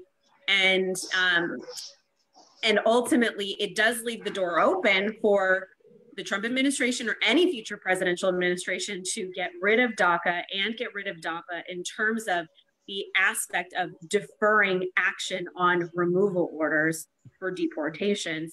They just have to go through the proper procedures and have a legitimate reason. The end. No, great explanation. And it wasn't that hard to follow, in my opinion. So no, great job. I want to ask Robert a question, and then I want to go to Kylan for another question, because Kylan, you haven't talked in a while, so I want to get you involved. Robert, do you feel like originally DACA was legislated improperly? By how it was created? Yeah, for sure. I don't think that president should have the authority on an executive or actually, excuse me, an executive action on pretty much anything. We've given presidents too much power, whether it be Donald Trump, Obama, or as Obama said, the reason why he didn't want to do executive orders was because of his predecessor, Bush. So I think that we have given presidents and their executive branches or executive whatever, I can't think of their names right now, too much power to do whatever they please. I think that if we want a real solution on DACA, we should legislate it from the legislative branch. And I think that DACA is just holding this back from giving anybody citizenship, because it's been how long and Congress hasn't passed anything in a measure of a pathway to citizenship for the 800,000 people. Where I think it's like 800,000. As a follow-up to that real quick, is it fair to say that you agree with the spirit of the law, just not the way it was done? Yeah, I mean, the President Trump had offered 1 million permanent residencies for citizens. So I 100% agree that those people should receive citizenship. But I don't think that a president granting that is going about the right way. And Obama had said before, he's not a king. He can't do this all by himself. It's something that has to be done from the legislator. So from the legislative branch, excuse me. Well, and that's what that Fifth Circuit opinion basically agreed with in terms of the benefits that these laws, or I'm going to call them laws, but they're policies, executive orders, that these benefits that were being conferred or that the states were being forced or to take on the cost of giving people. And so, you know, you're completely right that the president does not have the ability to legislate by fiat, by executive order, but they do have the power, just under their general powers as a president, to exercise law enforcement functions. And what naturally comes into that is discretion. It's analogous to getting pulled over because you have a broken taillight and the cop gives you a fix-it ticket, or maybe they don't. Maybe they don't give you a ticket at all. Maybe you're speeding and they just let you off with a warning. This is analogous to that because they're not saying here you get to be a citizen, or here you get a green card, or here you get, you know, a special thing that says you are legally here. What it's doing is saying, we recognize you're not here illegally. We can totally deport you, but we're just not going to do it yet because you fall into this category of children who were brought here, you know, through no fault of your own, and you aren't committing crimes because they have to go through background checks and things like that. So it's prosecutorial discretion, it's law enforcement discretion on that end. And so they couldn't get rid of that just because, you know, they felt like it, because the president has the power to do that, essentially. Didn't they say he did? I thought all the justices agreed that the president does have the power to get rid of it, though. Yes, but he has to follow proper procedures and have a legitimate. Yeah, he didn't follow the APA, but saying that it was unlawful, I'm pretty sure is a justified mean for it being. Well, but it wasn't that they said it was unlawful, because remember there are two parts to these policies. Yeah. And so let me see if I can find. Well, I think like what happened was Kirstjen Nielsen had came up and wrote a memo on it, and the Supreme Court wasn't going to involve the memos. They were going to only involve the original context, which was the acting Secretary Duke. They weren't going to add in what. Sorry. So it's okay. No, just because I have this is part of the syllabus or the summary. So it says, because Nielsen chose not to take new action, she was limited to elaborating on the agency's original reasons for getting rid of DACA, but her reasoning bears little relationship to that of her predecessor, Duke, and consists primarily of impermissible post hoc rationalization.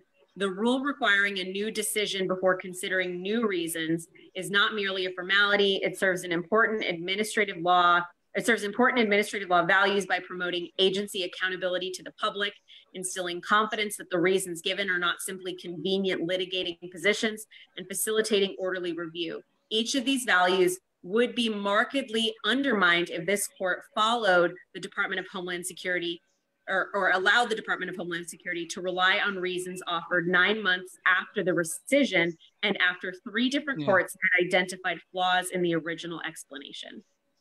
Yeah. So that's kind of what it was. And then there's also like a reliance aspect, like you have all these kids and young adults who've relied on these assurances, and now you're just going to snatch it away. There are reliance principles under the law. It's similar with contracts. If somebody detrimentally relies on something you present to them, you're bound by that. But the thing was too that the president had offered to give like they could still renew, and they would get like another 2 years from a certain point. So it wasn't like the president was just going to go there and all of a sudden everybody was just going to lose their DACA status. It was going to put more pressure back on to the legislative branch to actually do something. Yeah, I mean, but who knows if they would ever do that? I mean, it's been so long. And so the action of saying we're not going to deport you yet, they call it a forbearance in this decision, and it says, rather than addressing forbearance in her decision, Secretary Duke treated the conclusions regarding the illegality of benefits as sufficient to rescind both benefits and forbearance without explanation. That reasoning repeated, the error of treating a rationale that applied to only part of a policy as sufficient to rescind the entire policy, which they weren't. Again, that's a violation of the APA. So, yeah. Long-winded answer, but I appreciate it. Yeah, no, that was good for all of us to hear. So I want to have Kylan, do you want to jump in on DACA real quick, or no? I think we've covered it. I think we've covered it too, but I thought back there you wanted to get in, but no worries. So it looks like going back to the Supreme Court here, there were a couple decisions that got punted, specifically on, I believe there was a case regarding the Second Amendment that got punted. Amanda, did you want to talk about that one real quick? Or? I don't think we were planning on talking about that one, and it's actually 10 different cases that they just. Oh, it is, okay. Yeah, and I didn't pull those, so. Oh, I see that wasn't in bold there. So in the notes for our meeting note. So gotcha. But they did punt on qualified immunity, and they punted on 8 cases. And basically, for those of you who don't know, in order for the Supreme Court to hear a case, 4 of the justices have to agree. So it's different than when something becomes law. Normally it's 5 justices, but just to hear the argument, read the papers, make it, consider it, 4 justices have to say, we want to do this. And for qualified immunity, for 8 different cases, there was only 1 justice who wanted to take it up. And shock of shocks, it was Clarence Thomas. And this is probably one of the few legal doctrines I agree with him about. So qualified immunity, we all talked a lot about that last time. Basically, what he points out in his dissent is that the court should take this up again because, kind of like what Robert mentioned before, this is, this is legislating from the bench. He talks in his dissent about the fact that, a lot of areas of the law, we look to common law. And if you don't know what common law is, it's the legal way of saying back in the olden times, back in the old days, like before we had laws that were written down, what did people do? What were the policies? What were the laws? So there's no such thing as qualified immunity in common law. And Congress didn't pass anything about qualified immunity.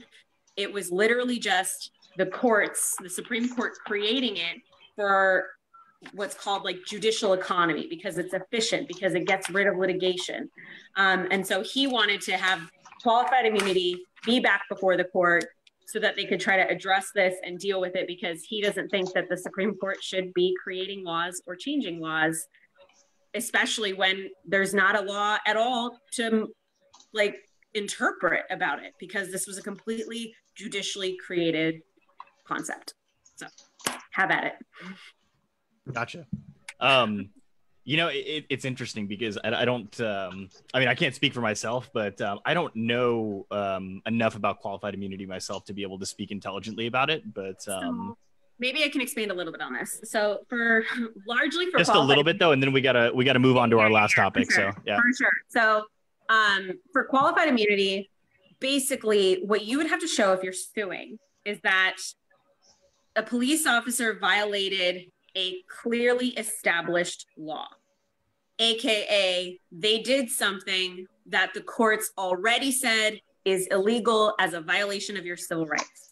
But the problem is that standard, according to Thomas, is completely out of nowhere with no basis in the common law and just made up out of their asses. And it's so specific that it literally has to be the identical scenario in order for you to win. And that just doesn't really happen for regular life. Nothing's perfect like that. So that's kind of how narrow it's been, and the fact that, and you don't even have to know much about qualified immunity to have an opinion about whether the courts should be creating law out of thin air, because that's basically what qualified immunity is. It's law created out of thin air by the courts. Okay. Good. Anyone, real quick, have anything to add on this before we move on? Or I feel like it's all me right now. It's certainly not any of our area of expertise. So, but no, we're glad you're here to be able to explain this stuff. So, quick question. Yes, go ahead. Is current legislation in Congress and the House or the Senate, is there anything actually moving in terms of qualified immunity? And is it actually a national thing that needs to be addressed, or is it a state by state, county by county? Wasn't there one specific state that voted to end it, or it was Colorado? So Colorado, yeah. It's both. It's both state and federal, because remember, there are state courts and there are federal courts. You can sue in state court, or depending if you meet certain requirements, you can sue in federal court. So, Colorado, for their state courts, they, I think just this week or last week, signed into law a police reform bill that included eliminating qualified immunity as a defense in civil lawsuits in the state of Colorado. So yes, there can be a move in the federal courts or the federal Congress to get rid of it, but that would only apply to federal lawsuits. So it's qualified immunity is not federal law, or it is, or it judicially can be created by the Supreme Court, but it's so we have Supreme Court law. It's subject to state law. Sort of. So we like to think of the Constitution as a floor, not a ceiling. Federal law is a floor, not a ceiling. And as long as states' laws don't, go into areas that the federal laws control, have the, primary control over, or they don't conflict with federal law, the states can be more restrictive, can do more than what the Constitution allows. It's like instead of a speed limit, it's a speed minimum. And so the states can also do their own thing as long as it's not conflicting with that Supreme Court precedent. And we see that with everything from, gun rights to search and seizure and to qualified immunity. But the problem with qualified immunity is that it's judicially created. It's not legislated.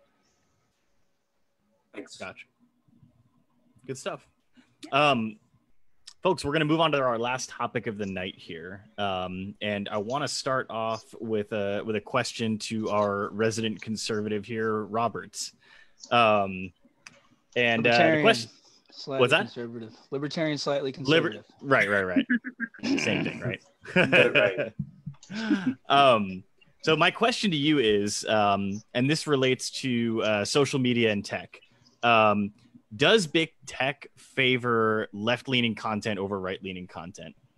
Oh, for sure.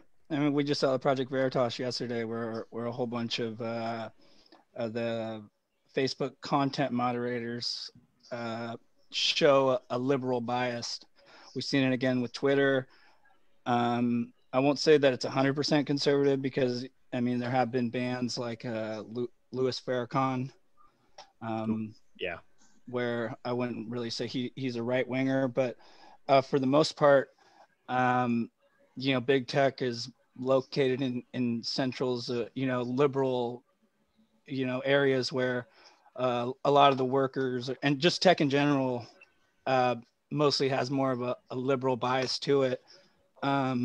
And so a lot of the times you'll see conservatives banned from whatever it may be, whether it's Second Amendment or, talking about issues within Islam or whatever. But for the most part, it's usually you see conservatives are getting banned and silenced for things that they say. Mm-hmm. Vlad, do you agree?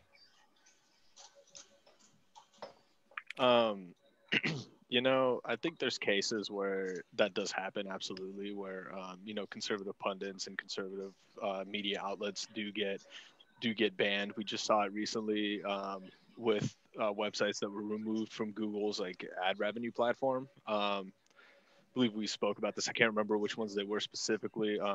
Robert, I think you know the ones I'm talking about, right? Yeah, the Federalist and I can't remember the other one. Zero Hedge. Zero Hedge. Zero Hedge. That's right. Yeah. I think Zero Hedge was the one that was removed, and the Federalist was warned, if I remember correctly. But that's correct. Yeah.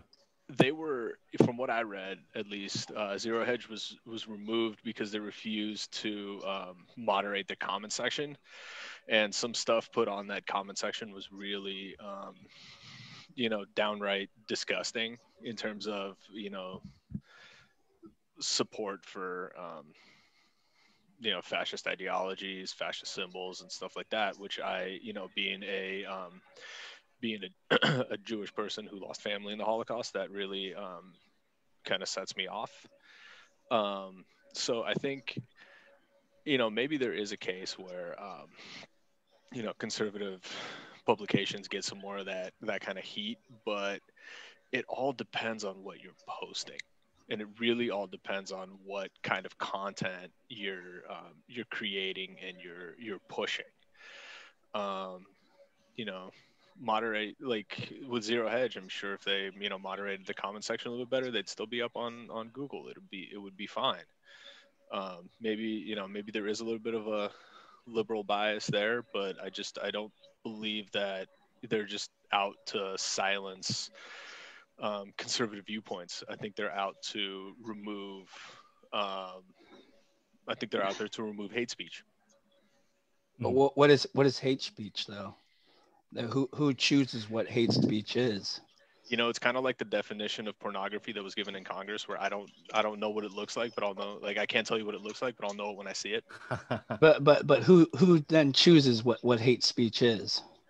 I mean, you can just run it through a Google definition. It's pretty clear about what hate speech is. I'm talking about under our law, though. I mean, because there's nothing in our law that says that hate speech is something that is defined as anything. Private companies just for starters, on the legality of it, I'm going to defer to our local resident legal expert. But also, I think what Tyler was getting at is that like Google, Facebook, LinkedIn, you know, Twitter, whatever, they're basically you know, they are publicly traded companies, but they're private enterprise, and they have the right to control what is posted and what is what sort of content, or not control. They're not what sort of content is created is used. Well, so as they're not though, because that exact law says that they're not liable for anything that's posted on their website. Exactly. So, but then the problem is that then the other website has to be liable for what goes down in their comment section. So it's like this. It's like you're going down this chain of Google's not liable for what is posted on YouTube, but then this other website is liable for what is said in their comment section.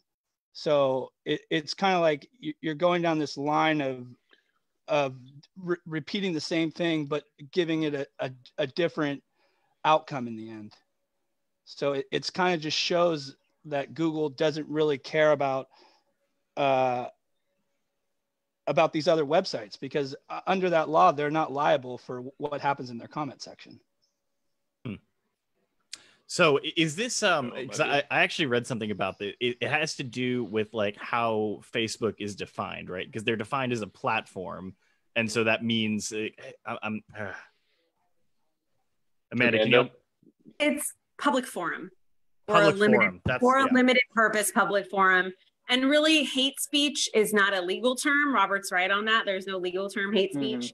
It's going to fall into areas of, you know, is there animus? Is this inciting violence? If you're looking for legal effect, is it something that can show circumstantial evidence of a hate crime, that someone's doing something to somebody because of hatred for who they are, under a protected classification? But yeah, there is no legal like term hate speech. It doesn't exist.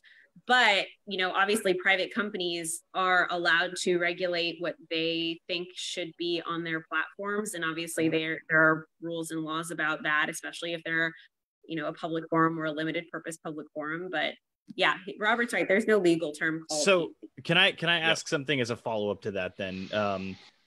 If that's the case, if Facebook can choose what they want to show on their website, what was the purpose of that congressional hearing with Mark Zuckerberg? I don't even know. I didn't watch it.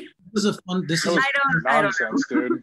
This is a problem in tech right now where you know, it's funny because these are not public utilities. They're private companies or publicly traded companies that you have the right to purchase shares in, and then you could contribute your thoughts and logic. But for whatever reason, conservatives who espouse the value and the holy gospel of completely deregulated free market capitalism don't seem to grasp that concept that Facebook, Google, these are all private or publicly traded companies. They're not public utilities. They don't have to cater to any, like, it's like requiring e-commerce brand to sell a particular type of shirt. Like they're not, again, like conservatives always talk about free market, deregulate, all of this. Well, okay, cool. Like, so this is sort of the outcome of it.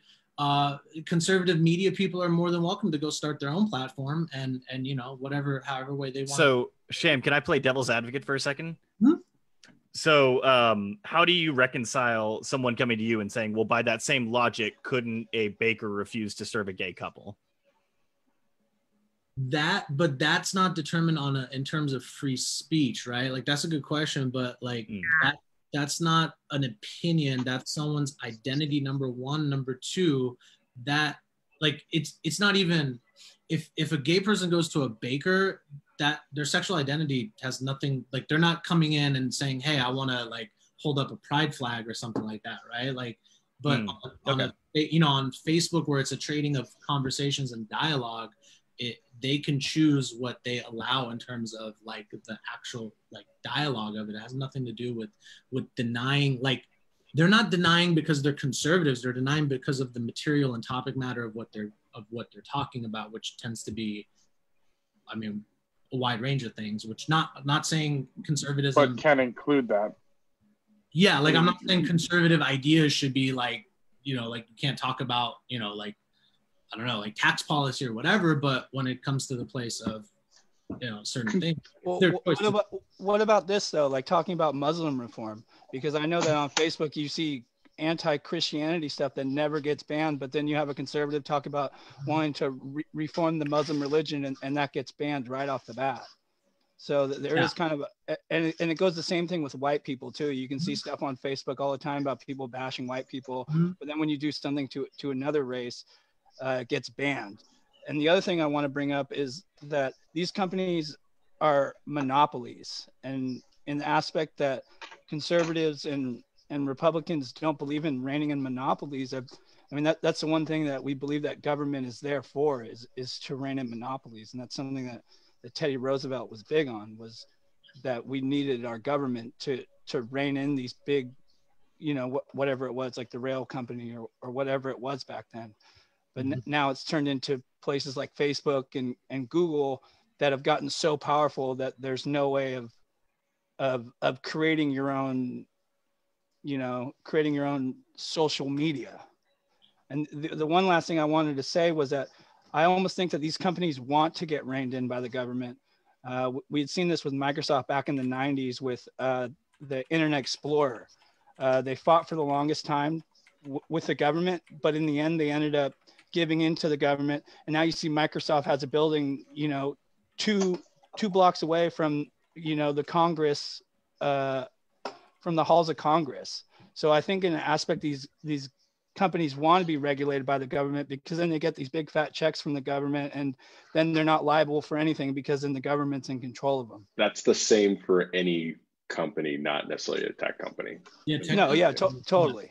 But I would only, so the whole monopoly thing, yeah, Microsoft, their behavior was definitely, in terms of monopoly type of tactics. But the thing is, you can hire a coder to create a new Facebook app. You can out solution. Yeah, but that doesn't mean that you're going to take out the monopoly. It doesn't mean that people, like Google, for instance. We have DuckDuckGo, but how many people are going to, even DuckDuckGo, you still take searches from Google.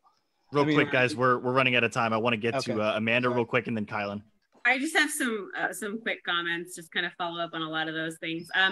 There was discussion about how is this different or not different from a baker denying a cake to someone who's gay.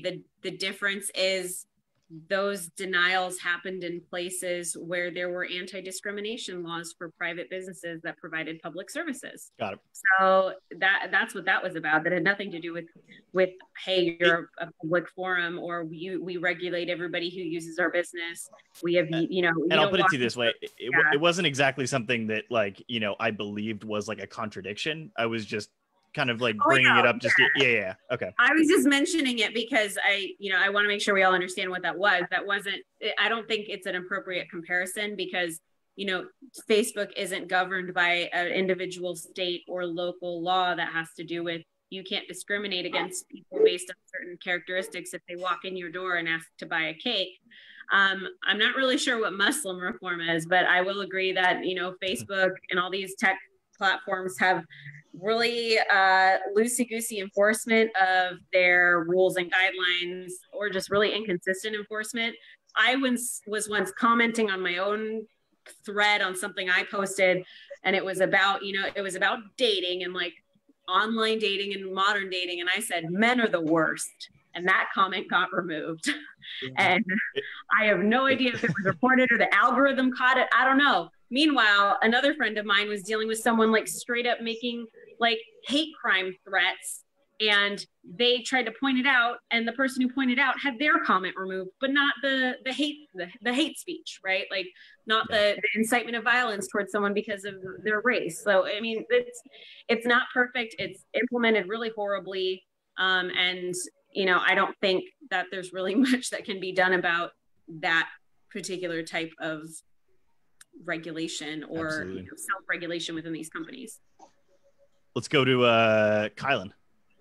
You wanted to get in on this one. Yeah, I wanted to jump in on, I think, more of a broader spectrum, and take this from a larger view. When you look at a lot of these tech companies, Google, Facebook, all of these different platforms, I think it speaks to the larger thing of when we talk about the financial industry, too big to fail. I think these tech companies, these big financial companies, these big pharmaceutical companies, they all have so much outsized control, so much outside leverage on the culmination and profilation of data. They have so much control over finance and who they pay to get what they want. I think it shows a more, a systematic problem with, what's going on as a whole, as a country and around the world. So it's slightly off topic, but I think it is the topic because it ties into COVID as well. Because, when we're talking about, pharmaceutical companies and it's knowing if the vaccine is going to be free or cheap, the reason why we're debating that is because we don't know what they're going to do, because they have so much outside influence and control. We don't know if people around the world are going to have access to a vaccine. We don't know if Facebook is going to continue to sell people's data, is going to continue to be a monopoly and strangle competition. And so it goes to the broader perspective of corporate governance as a whole, because, whether we're liberal, whether we're conservative, whether we're libertarian, I think one thing that we can agree on is, the corporate culture is out of control. Our voices are nothing. We can't pick up the phone and dial our congressman, but a corporate fat cat can go and have them on speed dial. So my question is, what are we going to do about that? Because it literally ties into everything. There's not one thing in our lives that affects us in any way that doesn't have to do with outsized corporate power. Like literally just ask ourselves that question. They control what we eat. They control our health. They control what gets put into the environment. They control the economy, liquidity, everything. And so, I am for, busting up some monopolies. I am going back, I'd love to go back to Roosevelt style. I think your point speaks to a broader conversation about the Citizens United decision more than anything. To your point about not being able to call up your congressman and ask a question, whereas a corporation, with their loads of money can have them on speed dial, basically. I have to counter to the whole thing that these tech companies are monopolies. These are enterprising entrepreneurs that are pushing the envelope forward in terms of technological progression. Number one. Number two, the monopolies that were like Teddy Roosevelt busted were like basically groups of people that tycoons that controlled everything, like Rockefeller, Carnegie, and all of these individuals. The tech companies don't really get along. Like there's massive rivalry between like Google and Facebook and Amazon and like. Yeah, but those are each different things. Amazon isn't competing. All the world's data, but they control all the world's data. Jeff Bezos controls everything. Facebook has gotten busted for selling people's data illegally. Yeah, I mean, so it's like we have to be. I don't understand data, like, for example, credit card information. Let me finish real quick, Sham. I just want to understand this. But I always hear people talk about data. And like, so what I'm trying to understand is like, as someone who specializes in digital marketing, like I'm curious to know what people interpret, because yes, I agree. Obviously like your personal information, things like that, but it's not like you can look up, Alex looked at this website, so I'm going to specifically target him. I would certainly hope not. Right. No, but like that's not it. Like, yeah, you can. Not by that's exactly what they do. They going through Comcast. They know your online habits. What do you think they do with that data? They can. Well, how do you think that they recommend? You know, after you have a conversation, the next ad that you see is exactly what you were just talking about, because they listen into everything you say. They know every keystroke you do. They know every website that you visit, so they can micro target you. Like, there's actually no evidence to support that they're listening in on you. Hold on, Jules. Let me get Sham back in here. I'm gonna say it's the whole corporate culture, Sham. I'm not just bashing tech. I'm bashing the entire corporate culture that's oversized, that's overpowerful. You know, that leverages their influence to silence the rest of us. I could care less if it's just data or tech. I'm talking about the whole structure, and big tech is part of that corporate culture. I agree with that point, but when it comes, especially for whatever reason, Facebook, Instagram, and not Facebook, Google, and Amazon get the worst of it. And it's like, just as someone who literally I specialize in running ads on those platforms, I can't target someone individually. You fall into user behavior patterns based off of what you look at and stuff like that. And yes, you are individually tracked. Like Google has a file in a sense, right? Based off of your metadata. That data is literally just used for running ads. It's not like they're following you around. It's sold to the highest bidder. It's being sold. But it's not the highest bidder. It doesn't work like that. It's yes, there were a few cases, like I know the whole Facebook situation, that was stupid, but like it's self-service, the majority of it. So like you can go run an ad, like I could go run an ad to people who are interested in, I don't know, just name something. I could run an ad based off of that interest, but that's me as an individual. Anyone could do that. It's not like giant corporations that are trading data around. Like everyone has. Well, giant corporations are doing that though. They are absolutely doing that. But I'm saying like this idea of personal data and all this stuff, when people are constantly, I'm like, what do you think is being like, it's essentially utilized for advertising. I just don't understand what people think it's being. It's not just for advertising, it's for everything. These are the same people who go and work at the NSA where they collect bulk data. It's all the government. Where do you think the government gets this talent from? They're all in the same boat. That's what I'm saying. They're all in the same boat. You can't tell me that there aren't files on people in there. You know. So just put it this way: name one corporation that's completely on the level. You can't, because there are none. Yeah. There are no corporations that are completely on the level. So I'm just going by statistics, law of probability, law of averages. You telling me that corporations, just like anybody else, aren't going to have their secret files, aren't going to have their secret nefarious activities to try to find a way to maximize their profits? That's statistically impossible. If we want to go by math and statistics, that's statistically impossible that the corporate entities are not going to be interested in maximizing their profit at every single opportunity. No question. That's my point. And I'm not bashing big tech. They're part of the same thing for me. They all do it. The simple fact is big data is valuable. How do we rein that in? I know that's my point. Like I always hear this issue of data, and I'm just like trying to understand like what the fear. I guess what is like the fear, because it's like, yeah, you're being tracked anyways by like a million other entities. It's like our Fourth Amendment is gone. The best way to sell you garbage, like. You know what I mean? And like, I'm not saying that that's a good thing, but I'm saying we're willingly participating in that. So it's like this have your cake, you need it too situation of like, oh yeah, we want to use Facebook, right? Or Instagram or whatever, but oh, we don't want our data tracked and all that. I'm like, well, that's how they make money, to fund all the awesome like tech that we have. Who has a club card for Safeway or Rayleigh's? I mean, if you have a club card with one of those, exactly. brands, I mean, at the grocery store, you're giving them your data. Yeah, that's how they refill their stock and stuff like that, to know what kind of stuff you buy, and they keep it all in the file.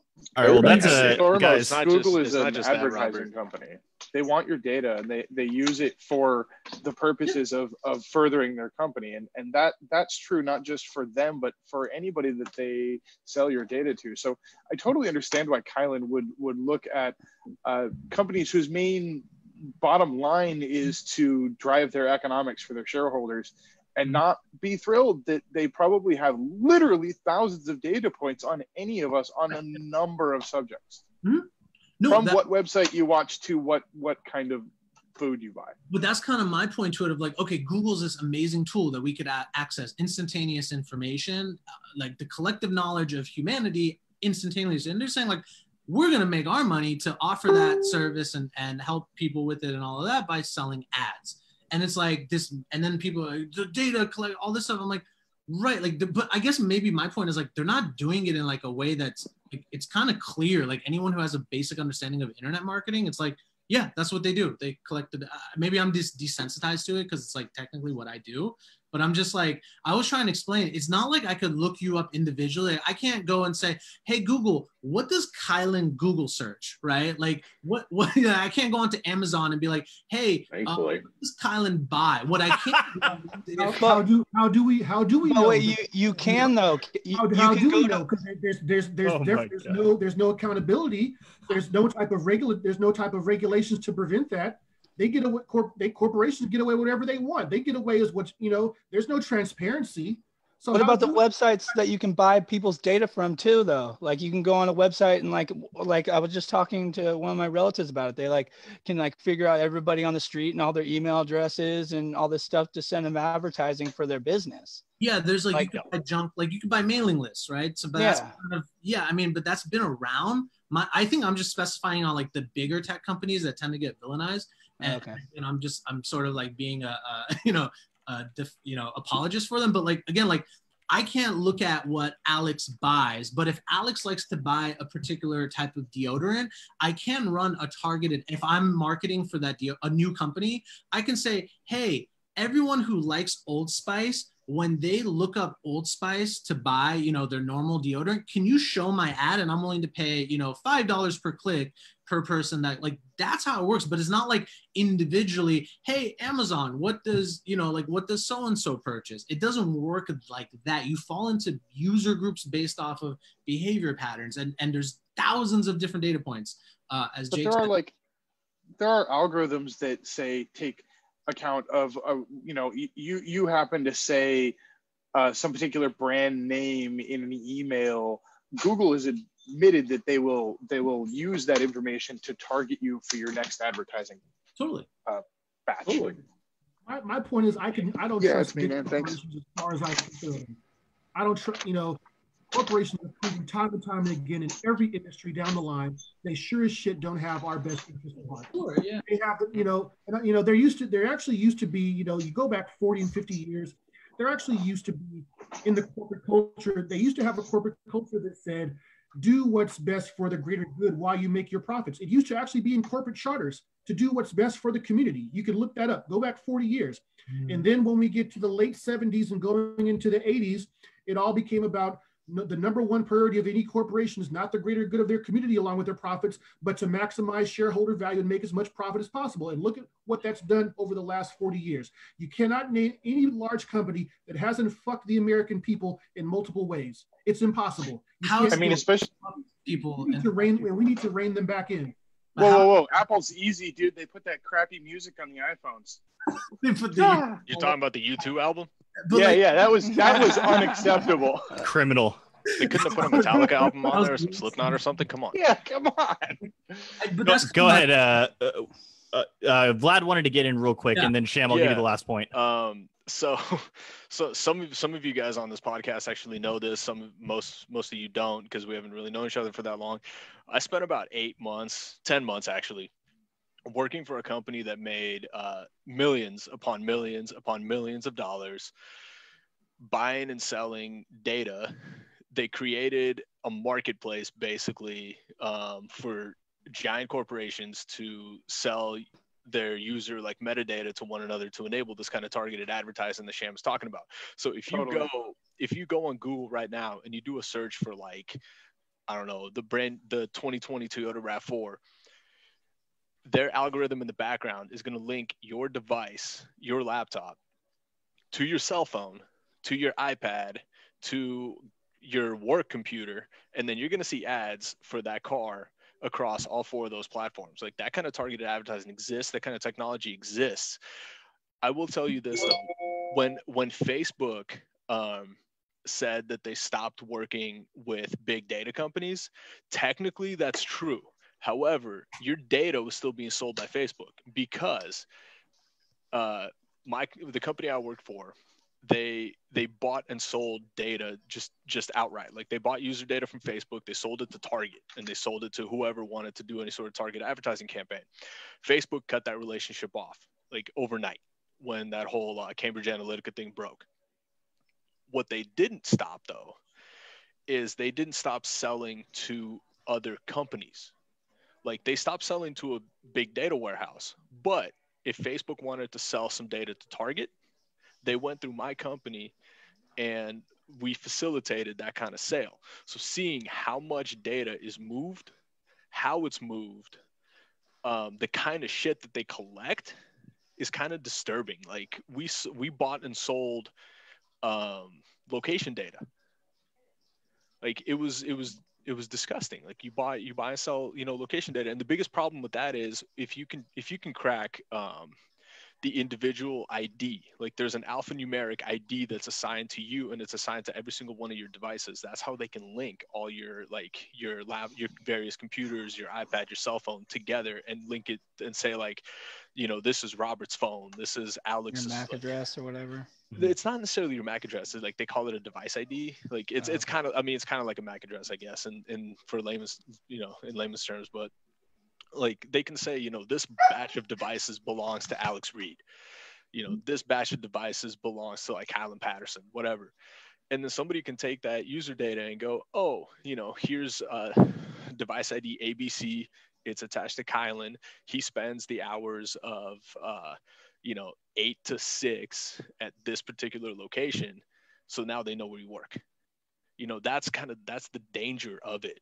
And honestly, after working there for 10 months and seeing, the amount of data they collect about you and what they do with it and how, how you get targeted and all kinds of crap, like my advice to you, everyone on this podcast, and my advice to everyone listening to this podcast, get yourself an ad blocker immediately, like yesterday.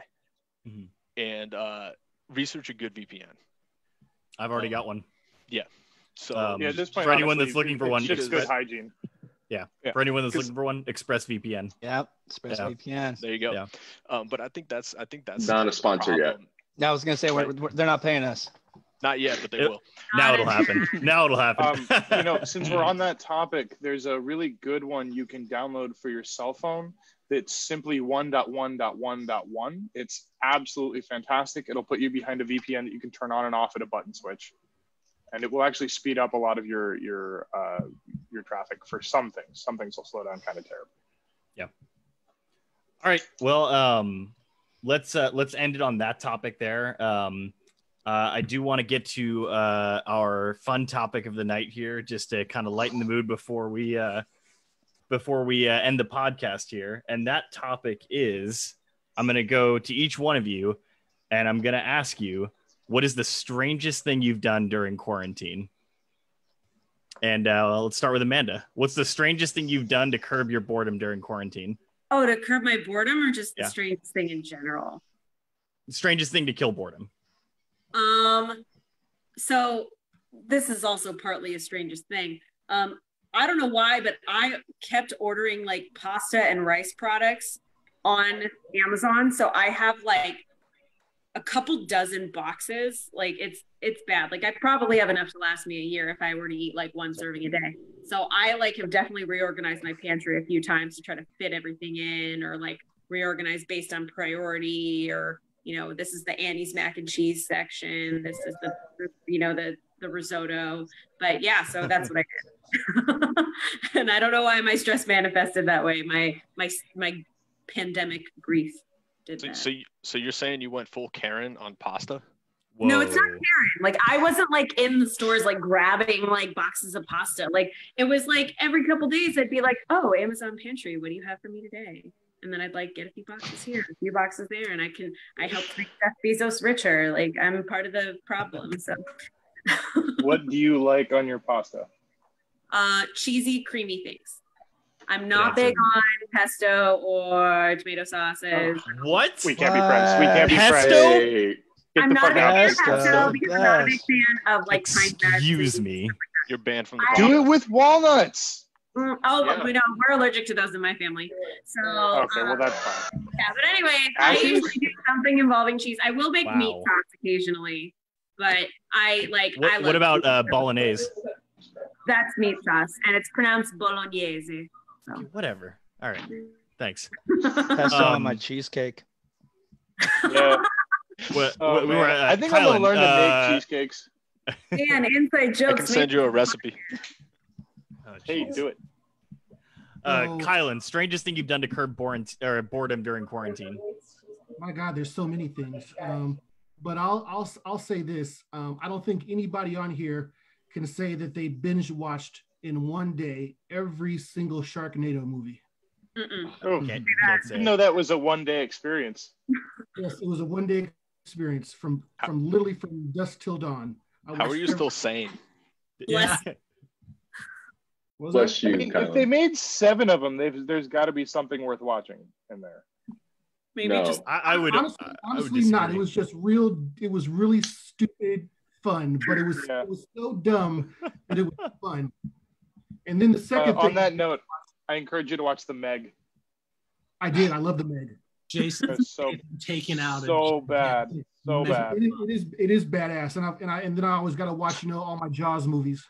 Oh, I love how literally the last scene of Meg is actually like that final. Hey, no spoilers, dude. Some of us haven't seen it. Our audience. I have a mute button. I'm not afraid to use it. Really good. Y'all need to binge watch and get up to speed on fucking Yellowstone. All right. Yellowstone is dope. I just watched a trailer for that. Yellowstone is raw. I'm like, wow. raw. Let's go to Hannah next. Same question. Well, I haven't really been bored during quarantine. I've been working the whole time, so I'm not applicable. But I have learned how to roll pretty good joints. So That's true. I've been working on that still. All right. Skill. They come out really, really nice. Very cool. Very cool. I still have to use the one of those Zippo roller things, so I haven't figured out how to do it myself yet. So I'll teach you one of these days. Please do. I would love to learn. Robert.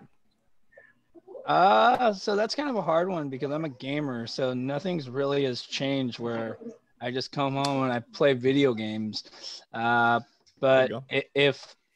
if I had to choose anything, the weirdest thing that I had to do to curb my boredom, I couldn't even think of anything that I guess would be that I wake up at 1 p.m. every every day. I guess that's the weirdest thing. I really can't. Yeah, I did that for a while. Impressive. Man, the last time I woke up at 1 p.m. was back in the days when we used to have LAN parties until 5 a.m. Those were the days, and that was the last time I ever did that. And it always felt Sounds so like strange. somebody needs to cut loose and party a little bit. Maybe. I know. I read a book. There we go. What? Diggity damn. What? That was unusual. I read a book. What book? Which book? What did you read, buddy? I read Spygate by Dan Bongino. Okay. Be careful, Robert, man. You start reading before you know it, you're going to be voting for Bernie Sanders. Oh. One of the intellectual elites. I don't think I'll ever ascend to that high level. Never say never, my man. All right. Sham, what do you got? I haven't really been bored, to be honest. Everything I do to everyone's dislike is internet based. So I haven't really been bored, but I would say a crazy thing that I've done is I'm actually back in school. So I'm cool. I'm going finishing a degree in history. So I guess that's very kind nice. Three majors. Yeah, right. Well, I guess it wasn't so much out of boredom, more hey, I mean, we're gonna be in lockdown anyways, and might as well take advantage of the time. But yeah, that's really. I can't say I've been bored. I've actually a lot of shit to do. You would love talking to my dad. He's a history major too. Oh, that's awesome. Yeah. It was something I'm passionate about. I watched history documentaries for fun, so I was like, why don't I just go back to school since I have time and everything's online anyway? So it's been cool. But yeah, I can't really say I've boredom wise. Oh, a random one that I did was I bought because I'm into like PCs and stuff. But I don't know, on an impulse buy, I got a custom built PC, and then I realized how stupid that is. So then I returned it so I could build my own, which I haven't done yet. But so here's the problem: building your own PC doesn't actually save you money anymore like it used to. Nope. No. The pre-builds are where it's at right now. But the quality of like some of the equipment used on it, I from what I was reading, like on some of the different sites, was like, okay, if it blows up on you, you're kind of screwed. So I figured might as well learn it myself. So. It also leaves you responsible for making sure you have all the various softwares you might want, which come in house with a pre-build. Yeah. Jules, what do you got? Well, I'm an essential worker because I do grocery delivery and things like that for the moment. But I recently graduated my class, which means I graduated college, so I have my degree in theory. But I guess I could say the weirdest thing I've done is I've played board games by myself, because there's a lot of really complex board games these days that are that can be played by anywhere from 1 to 5 players.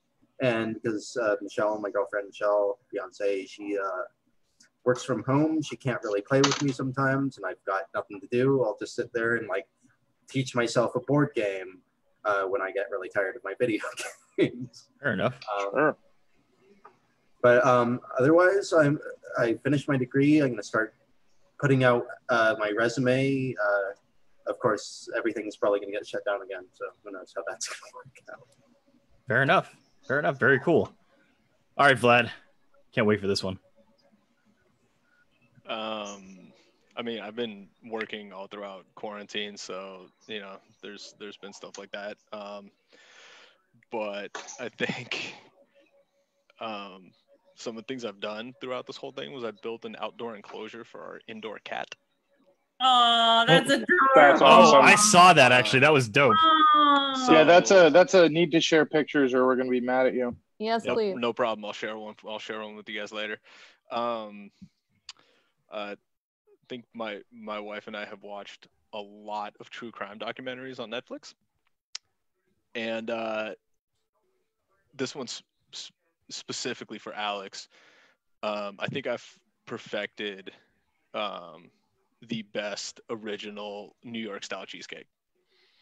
Hey, Yeah. we need to hang out. Yeah, glad we need to have some of that. Okay. All right. That was a terrible Alex answer, but we'll yeah, move Alex on. just can't handle that. Yep, his head just exploded. I get it. Tyler, hopefully you'll have a better answer than that. I went on a scavenger hunt for bread flour around Santa Rosa. I guess that's because there's lots of types of flour, but if you're looking for flour to make sourdough, there wasn't any anywhere. So when going on a scavenger hunt for that, and then finding a 10-pound bag of it was pretty awesome. Made me happy. Tyler, what kind of flour do you use for sourdough? Because I just got my sourdough starter started. Bread flour. That was the thing. We've tried a lot of different types of flour, and they didn't work. Like spelt flour, rice flour, all that kind of stuff. Right. Well, not just every all-purpose, but specifically bread flour. You cannot use all-purpose flour. That does not work. You have. Yeah, no, baking gets weirdly twitchy and specific. What you're making usually has, especially the main categories like cake will have a flour, bread will have a flour. If you want your result right, you got to get that right. I finally found some bread flour. I need to feed my sourdough starter, but I'm looking forward to actually using it at some point. Fair enough. Last one, Jake. I've never been the kind of person who gets bored. So being quarantined, I guess I'm kind of lucky. I've got my girlfriend is readily accessible, so I have fantastic social time with her. And